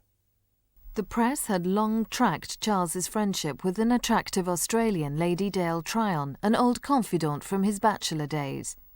He nicknamed her Kanga and wrote her many letters. But tragically, within a few weeks of Diana's death, she died in hospital following an operation. Dale Tryon had been wheelchair-bound after falling out of a clinic window the previous year. The Dale Tryon that I knew was in some ways a wonderfully exuberant and really delicious personality, and in latter years quite a sad woman. Dale's whole identity was caught up in having been a confidant of the Prince of Wales. She was obsessed with the Prince of Wales. Unlike Camilla, the other woman in Charles's life, Kanga ran a successful dress shop in London's Knightsbridge. When Charles went back to Camilla, Dale hoped that he would have gone back to her as well, and he didn't. He and Dale remained friends, but that former intimacy had gone forever. And Dale and I had one very close friend in common who used to say to me, and has to remain nameless because she's so well placed that it would be impossibly embarrassing for her name to be used. But she used to say to me, "Oh, you know, Dale is still implying that she and Charles are still on. What do you think?" And I used to say, "Absolutely not. He's not on with her." But Dale went around implying to people that she was still a confidant long after she wasn't. This is what we've done really well. No, I love that. In an exclusive interview shortly before her death, Kanga spoke of her relationship with Charles. It's been a wonderful success, this neckline. Just because he happens to be Prince of Wales doesn't mean he's any different from lots of other friends. And I love my friends, and I love him a lot. But this very different thing, saying you're in love with someone, than that you love them.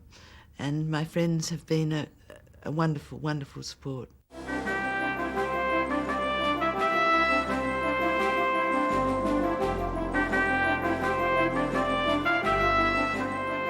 Of the three women who loved Charles, only one survives. Camilla Parker Bowles is still a powerful force in Charles's life. She had become the mistress who will not go quietly. Charles and Camilla can continue for the rest of their lives without getting married, and in some ways it will suit both of them better.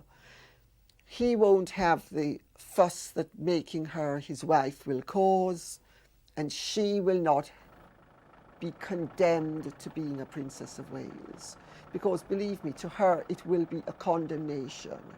He always understood that anyone who became the Princess of Wales entered into a Mephistophelian bargain with the media and with the courtiers, that she was sacrificing her freedom, her independence, and to a large extent her individuality. He knew this.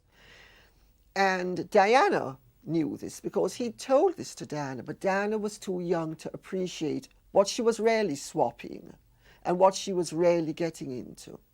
Camilla knows it. Camilla doesn't want it. After her divorce, Diana resolved to leave the past behind. In the summer of 1997, she holidayed in Saint-Tropez with the family of Mohammed Al Fayed. Diana stayed in the Fayed sumptuous villa and cruised on their luxurious yacht. Among the party was Fayed's 42-year-old son Dodi, a film producer, with a well-documented interest in beautiful women. In the Saint-Tropez heat, Diana and Dodi fell in love. Their first meeting was captured on film in June 1988 at a polo match. At this time, Diana was still married to Charles. I think Diana's affair with Dodi was the royal family's dream come true. You see, it suited the royal family for Diana to be wound down publicly and for Charles to be wound back up. And Diana was doing with Dodi what nothing else could have done. Had she lived, her relationship with Dodi would have been an answer to the royal family's prayers.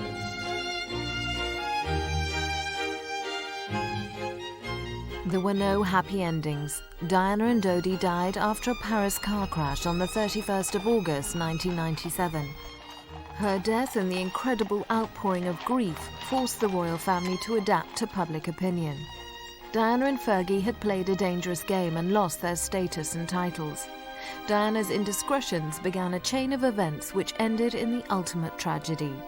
2 young boys lost their precious mother and will grieve for her all their lives. The Queen at 71 faces urgent changes in the royal family values she has accepted from the cradle. She had believed that the monarchy was a modern institution, evolving gradually with social changes. Now she knows that Diana's instincts and desire for reform were right. Even she admitted that lessons had to be drawn from Diana's death. In this new emotional Britain, this sort of double reaction is the right thing. But he can only keep that up. He can only, as it were, oddly enough, be now the inheritor of all the sentiment that was directed at Diana. This is the extraordinary thing. He can only do it so long as he doesn't marry Camilla. Camilla, I think, is now permanently the mistress. She is now permanently behind the scenes. She will never become queen. She will never have a coronation. There will be always a ghost Queen Diana. By a deep paradox, Diana's death put her back into the royal family. She was buried underneath the standard of a royal highness, although the title had been stripped for her. Prince Charles behaved as though he was still married to her, and it's almost as though her death wiped out the divorce. She will always be Charles's wife. She will always be mother of the 2 princes, and in a funny kind of way, she's queen from beyond the grave. She went home to Althorp, her family's ancestral estate, back to the Spencers whose forebears lie with her father in the nearby church at Great Brington, the village she knew as a girl. Diana is not there. She was buried away from public gaze on an island in the middle of a small lake at Althorp, where she played as a child. Her memory will be adorned by myth and fable and legend. Her death has shown that no one can predict the fortunes of the House of Windsor. Diana is finally at peace.